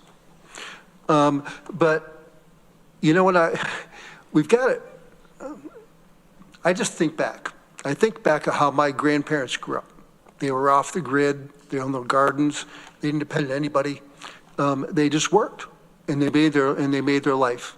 And they were farmers, and they shared with their community, and they didn't have a Wegmans to go to or a Tops or anything, really. My grandfather used to come to Ithaca once a month with a wagon and a horse to sell his stuff. So that's how he did it. And I think this is unfortunately necessary in many ways. And we just can't continue to spend money the way we're spending it. And there is fraud and abuse. And I think we all have to look at that. And I'm not saying it's out of control. I'm just saying we should always be looking at this as an entity, as we would if we were a county government. I mean, there are so many things that the Biden administration did that I think that harmed us in so many ways. And I think that that administration did more damage than the Trump administration will do. And so that's just my opinion, and time will tell. It was one interesting fact. I was speaking to a realtor, and he said, this recent action has really slowed the real estate market down in Tompkins County because people are, not sure about their jobs. And their income and those kinds of things, and the prices are leveling. So it's interesting. And also when you look at the cost of inflation, I look at this as a way of, some of the things to do is he's pumping the brakes to see what's going to happen here. We don't know what's going to happen. I hope there's peace, as Mike Sigler had talked about. That's my main focus, is to stop these ugly wars. We're spending hundreds of billions of dollars and killing hundreds of thousands of people.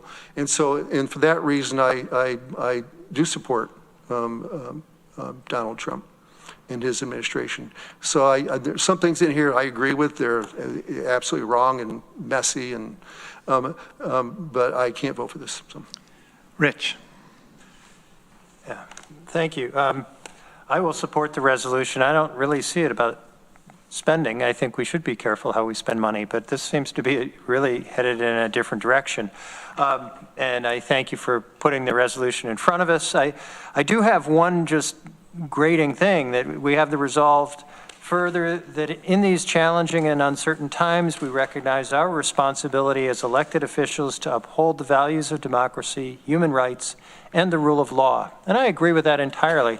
But I also sit here thinking at our last meeting, we had the opportunity to denounce public protests that engaged in violence, vandalism, and intentional obstruction of traffic. And we couldn't find the votes to do it. If we're going to talk the talk, we really should walk the walk. I'll vote for the resolution, but I sure wish we had acted differently at our last meeting. Thanks. Deborah. Yeah, I really don't think this resolution is at all about money or saving money. And incidentally, if this administration was so into saving money, they wouldn't be asking to raise the debt level by $4 trillion and incurring trillions of dollars in additional national debt in order to fund tax cuts for the wealthy. But that's beside the point. This is really about what this administration's doing to our Constitution. We've got a vice president who doesn't understand why the judicial system can tell the president what to do. We've got a bill or an executive order that gives the Treasury Secretary the right to revoke a tax-exempt status to a not-for-profit on his own whim. I could go on, but we've all seen it if we're paying attention to the news. So yeah, I'll support this because I'm not thinking about how my grandparents did things. I'm thinking about what kind of country my grandchildren are going to live in. Mm-hmm. That's more important to me. Greg. Yeah, this year's been a tough one as I sit in this seat, personally. I understand the need to speak up and speak out, and I commend those of you that do that often. I often, though, enjoyed this space because it wasn't a partisan political arena. It really came down to the business and the governing of the county. And I thought we have always in this room been collegial and upheld those traditions fairly well. Even when we disagree, we weren't disagreeable. And so my biggest frustration at the moment as I sit here in this role is how the chaos at the federal level has found its way down to us here in the local level and has sort of started to erode at some of what I felt was a really great environment for us to do really great work for those in Tompkins County. I do find occasionally, and I know I can be long-winded, so I'll be the first to admit, but I do find at times the legislator privilege of the floor to go on, and but I understand why, because I understand that there may be a child in Newfield that needs to hear that, or a single, parent in Lansing, or somebody out in Dryden that may be losing their federal job. So I recognize the importance of that. I think when you look at a resolution like this, though, how someone could not agree with ideas like defend the Constitution, rights for all persons. When did Democrats become the rule of law party, right? We now have Republicans voting against the idea of rule of law, right? And here I go engaging in sort of partisan politics, which I try to refrain from doing here in the seat, but it's gotten so bad.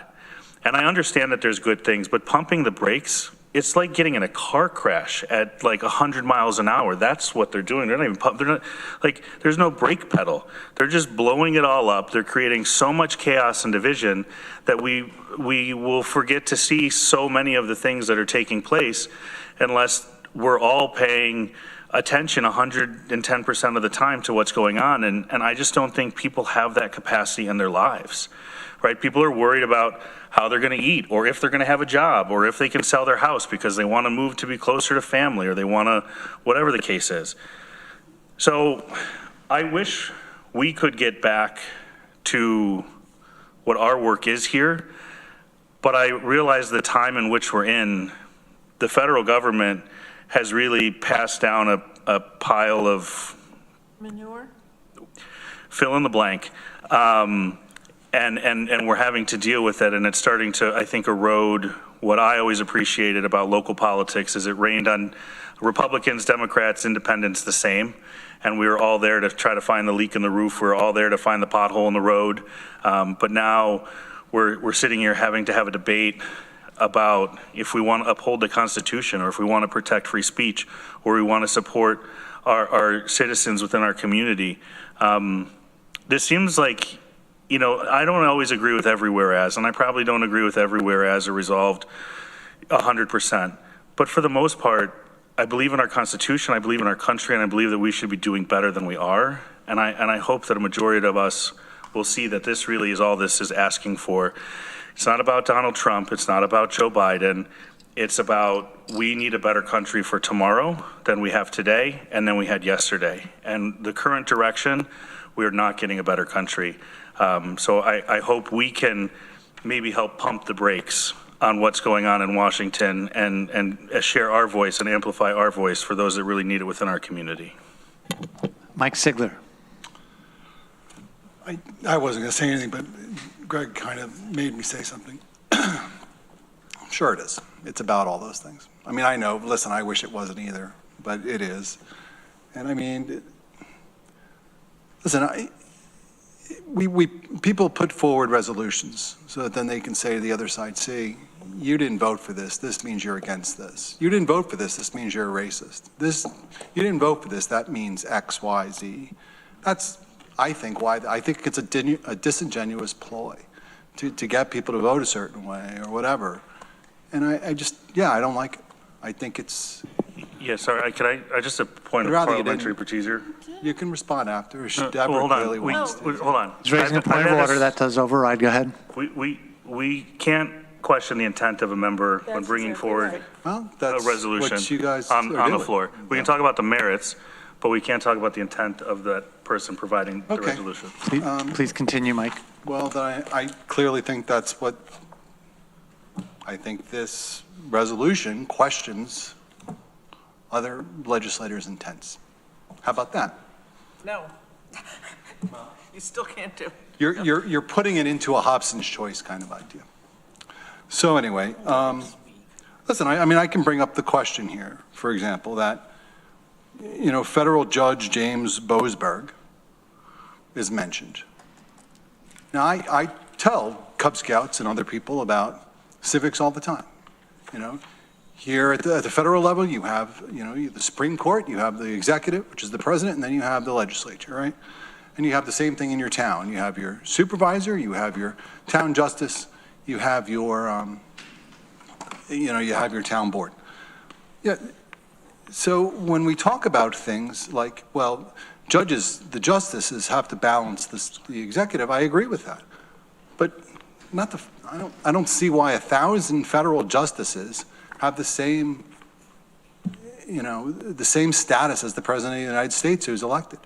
Now, if you told me the Supreme Court, which frankly just ruled and made a lot of this moot when it came to the one ruling, when it came to giving people a trial and whatnot that you're going to or that you're going to deport, yeah, the Supreme Court ruled, and that's the equalizing force. That's the check on the President of the United States.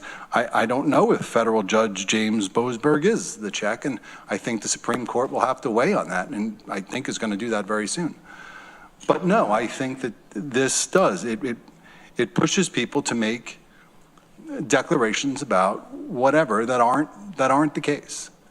And if we're trying to pretend that it doesn't, fine.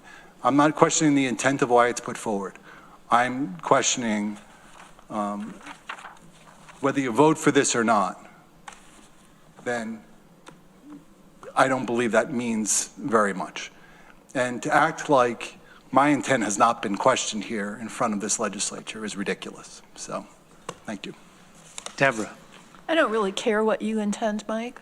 I don't think you do either. My support for this reflects the fact that every person in this room took an oath to support the constitutions of the United States and the state of New York. And all this resolution says is, take action, oppose the administration's attempts to undermine the constitutional order, and basically shred our constitutional form of government. I guess I can't speak for Shauna, even though she is kind of my BFF here. But I'm pretty sure that her reason for proposing this is the same as mine. I am morally offended at what this administration is doing to the constitutional order, and I want my state representatives to take whatever action they can to oppose that. I want my federal representatives to do the same. And in terms of Mr. Mezzi's comments, I think that we as legislators owe it to our constituents who don't have a pulpit to express their concerns and their moral opprobrium about what's going on in Washington. And that's the purpose of this resolution, as far as I can tell. Okay, ready to vote on resolution N? May we have a roll call, please? Hang on a sec, I had one more hand go up. Greg.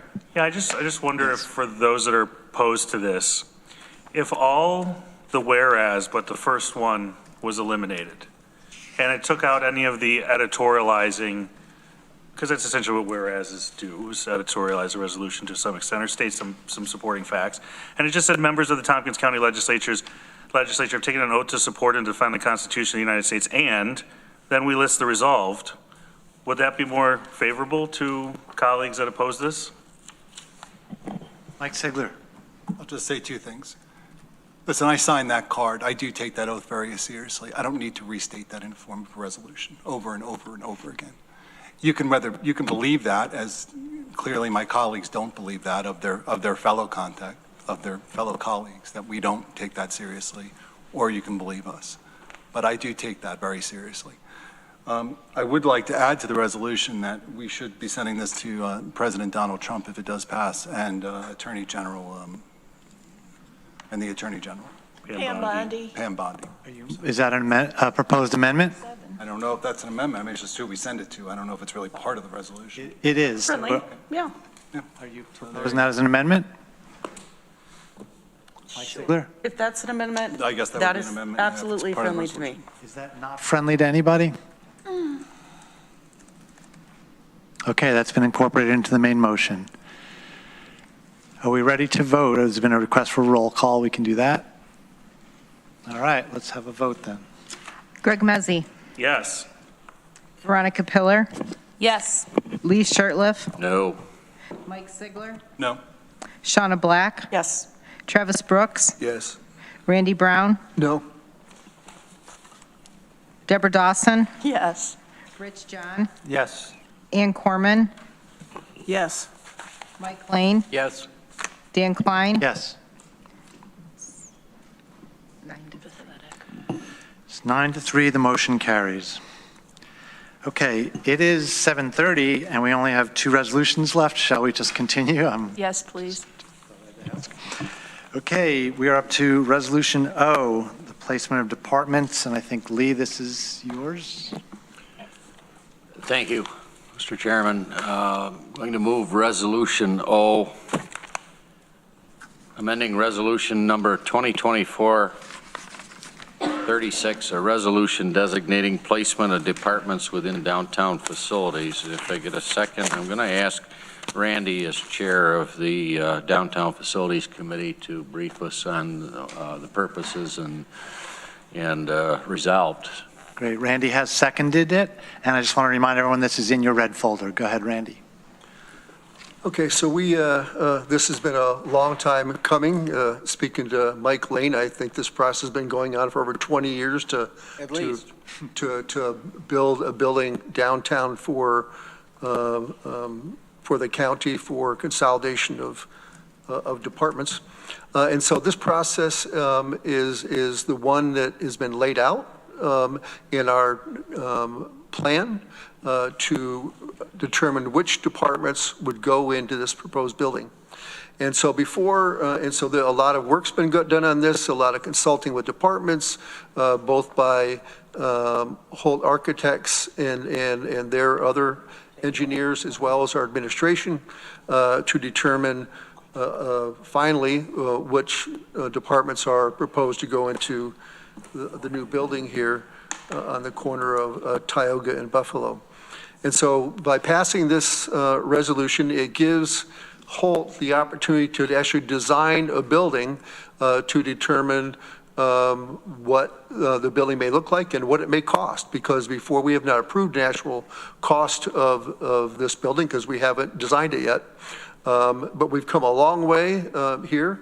I'm not sure if I'll support the building of this building when the price tag comes in, but we have to figure that out. So I'm going to vote for this, and hopefully everybody else will. Lee. Some other key points to the resolution. Within the adjustments made, it moves workforce development to the old jail building, and also removes the Board of Elections from the center of government, relocating them eventually to the Human Services Annex on State Street. We were briefed at committee that initially that the Downtown Facilities Committee was looking at approximately 55,000 square foot project. With some of these moves that have been incorporated into this proposed resolution, it dropped it down to about 40,000 square feet. Corsa has asked that we leave some flexibility in the planning, and so that's why the resolution references 45,000 approximate feet for this to move forward. And it was brought to us at this point in time to be able to keep Holt Architects moving forward on the planning. And this is part of the process to go through. And again, it's not a final determination as to whether we're moving forward or when we're moving forward on the building, but you've got to have something for the architects to bring back to us and start with. Deborah. So, yeah, I appreciate that, and I have a couple of questions. Do we know that the New York State Department of Labor will be willing to move out of the current space and into our building? I'm going to defer to Corse on that because he did brief the committee on that aspect at the facilities meeting. Yes, we had a meeting with them about 2 different meetings. They are excited about the plan. Will they pay review us it. rent? Yes. Oh, that's They will. outstanding. So then I guess my other question is, so this entire building is just going to be staff for the legislature? Yes. As well as a community meeting room is the latest iteration that we've seen. It's a lot of space for a relatively small staff. We discussed that, and I brought that issue up as well. And the plan is to move all the clerk's offices actually downstairs to create more space for the public here as well, which has been tight at times. Yes, at times. And also some space for administrators or for legislators when they want to use space. But I agree with you that that seems like a lot of space. Well, if there's going to be office space for legislators is needed, I think that would be beneficial, yes. Thank you.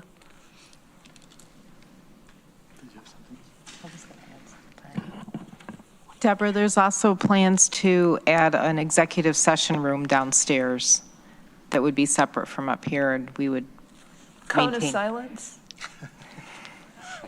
Okay, sorry.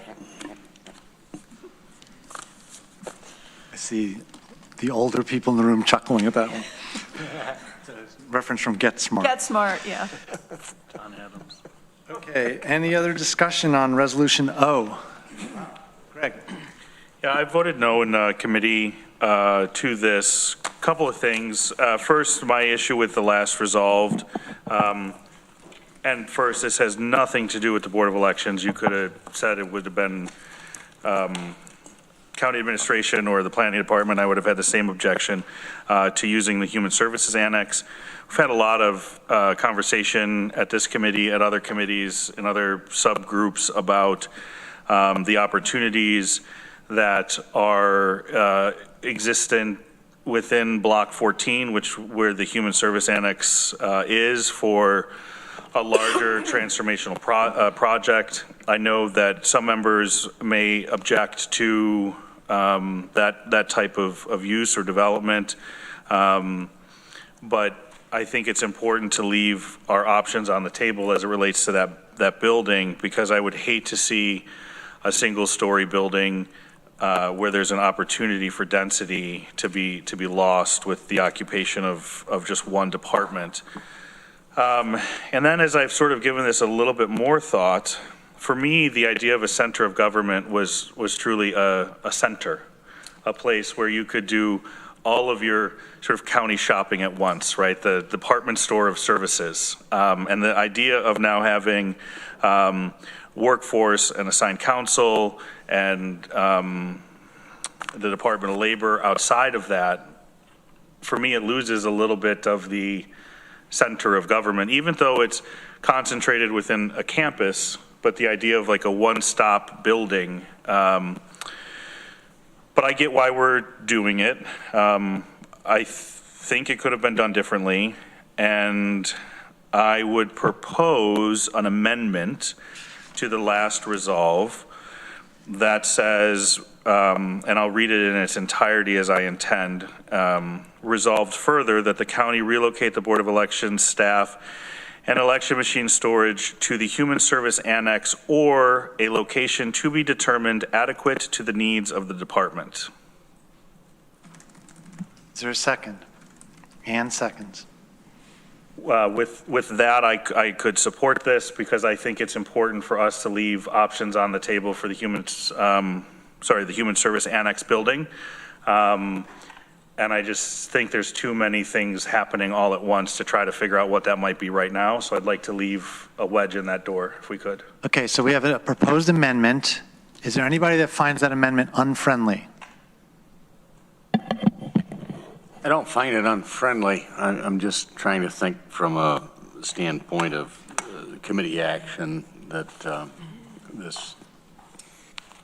I'll look at Mike and I'll look at Randy as the other two that voted at committee level.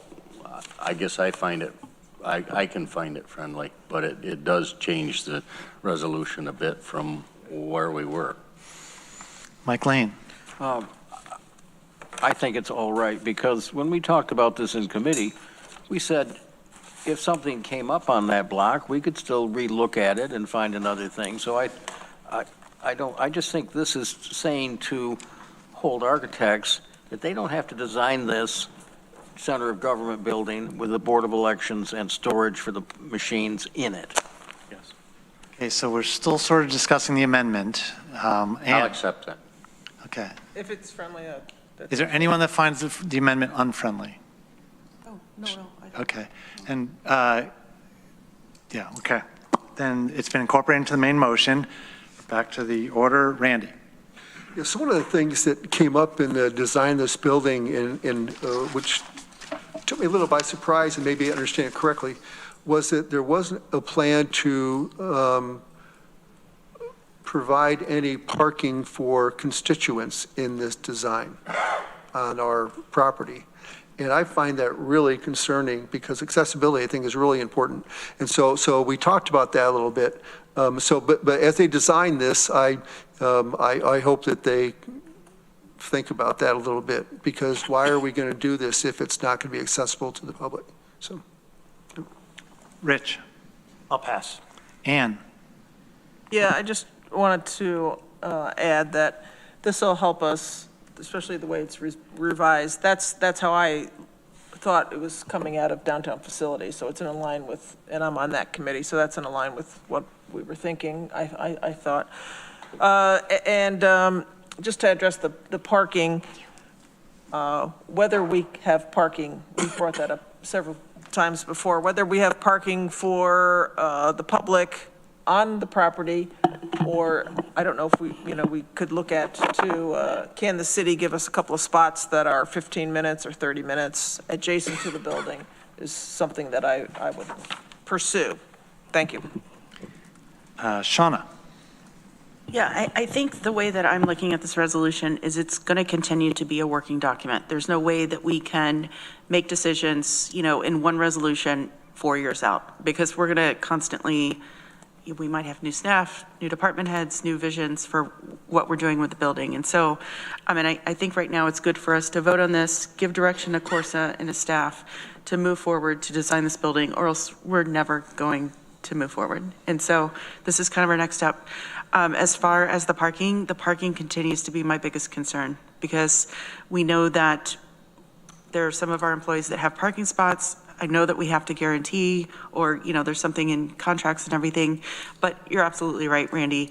Your constituents, my constituents, probably 9 out of 14 of us have constituents that can't just walk down the street to come to the city of government. And so, and many of our constituents are older or have mobility issues. And so having something where they can basically park up next to the door, I think it's going to be essential. The town of Ithaca does have, 15-minute parking spots. And I feel like, whenever I've had business at the town, it's just enough time to go in, pay my dog registration and, walk out the door. So I would hope that we can start having those conversations with the city and, getting those parking spots work through the plan. Are we ready to vote on Resolution O? Okay. All in favor? Any opposed? That is unanimous. Thank you. Thank you. We now have Resolution P. Ann.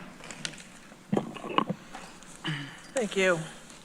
I'd like to move Resolution P, ID 13326, a resolution urging support for legislation to monitor and prevent harmful algal blooms otherwise known as HABs, in the New York State waterways.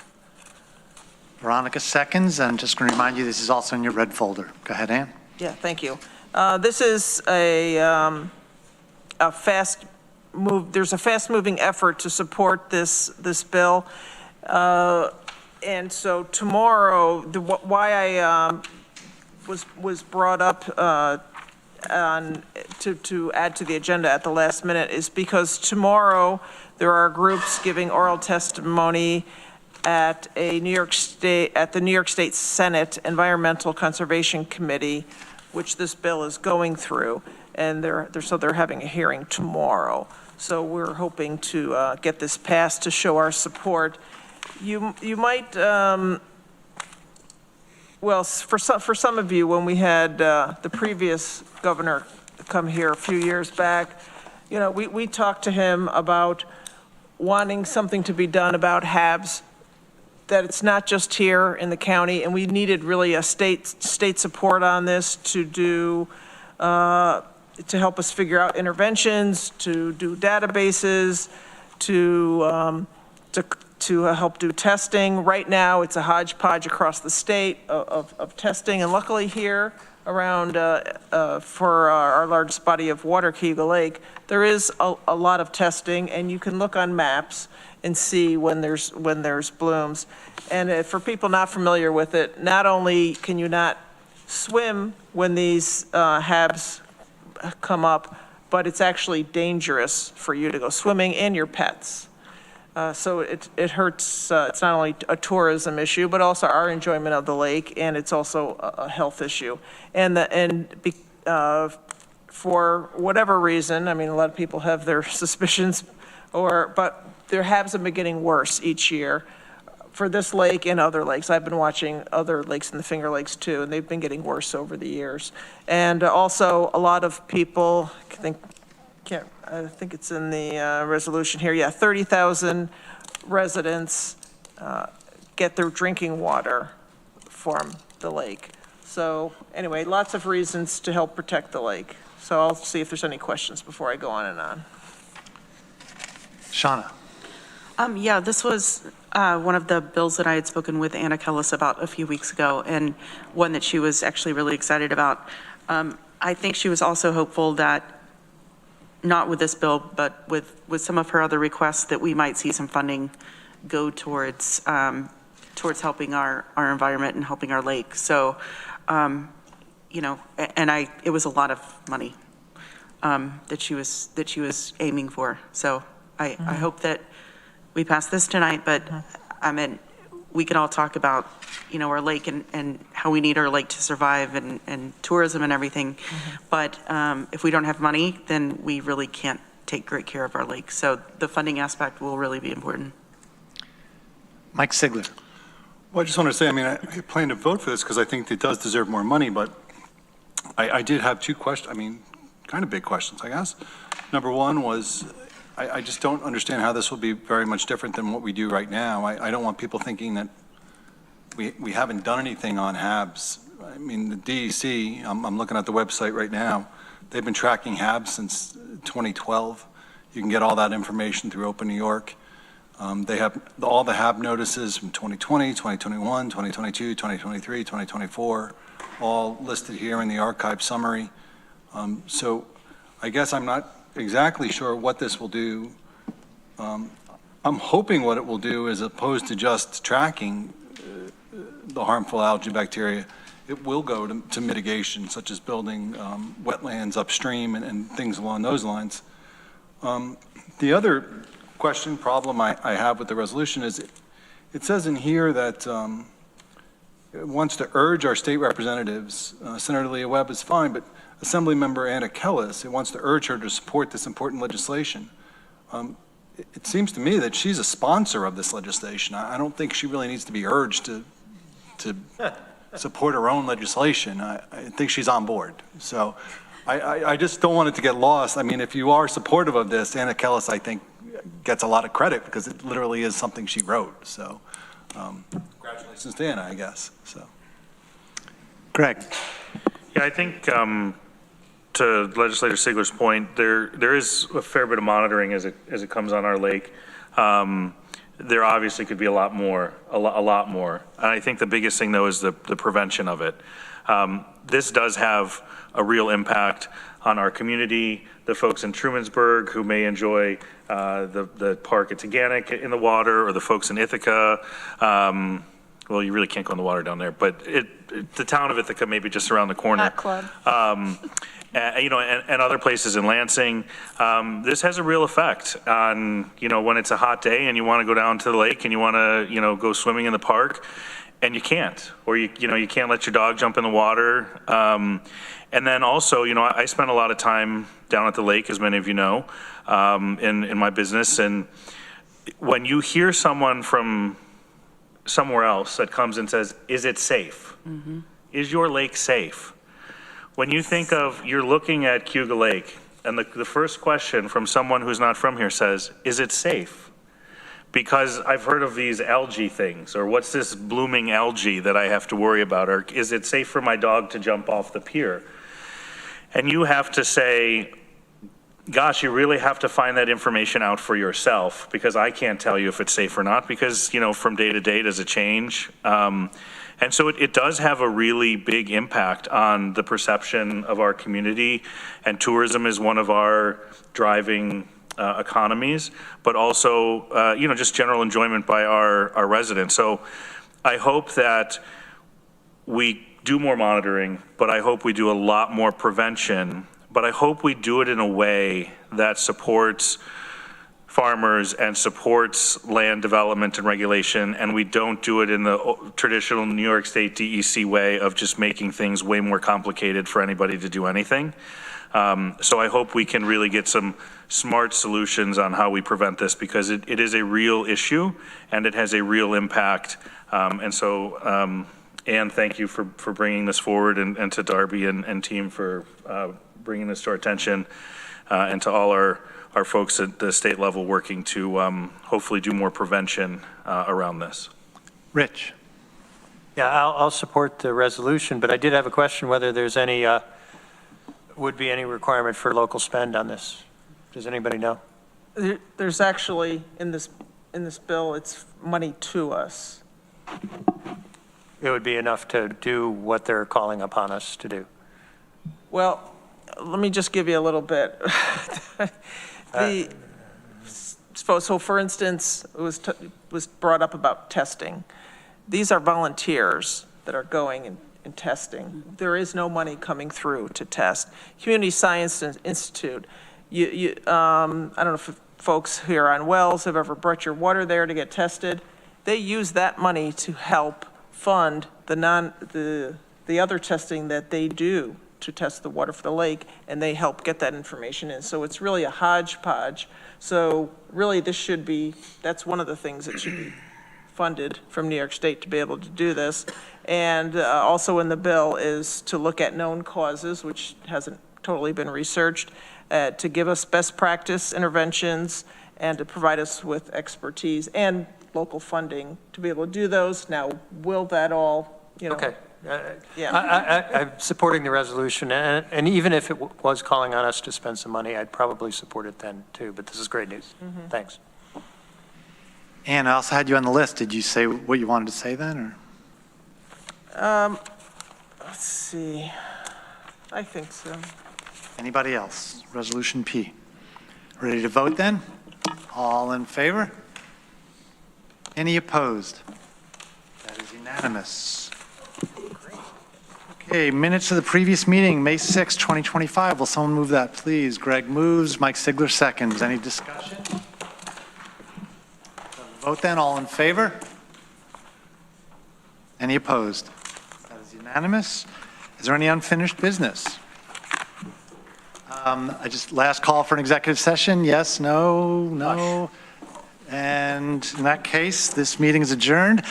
I want to thank everybody, all the legislators, all the staff. I want to thank Katrina McCloy and our other clerks. I want to thank Karen Spencer and Jordan Cree. I want to thank Rob Henry up in the control booth making us look good. And have a good night, everybody. Thank you, Dan.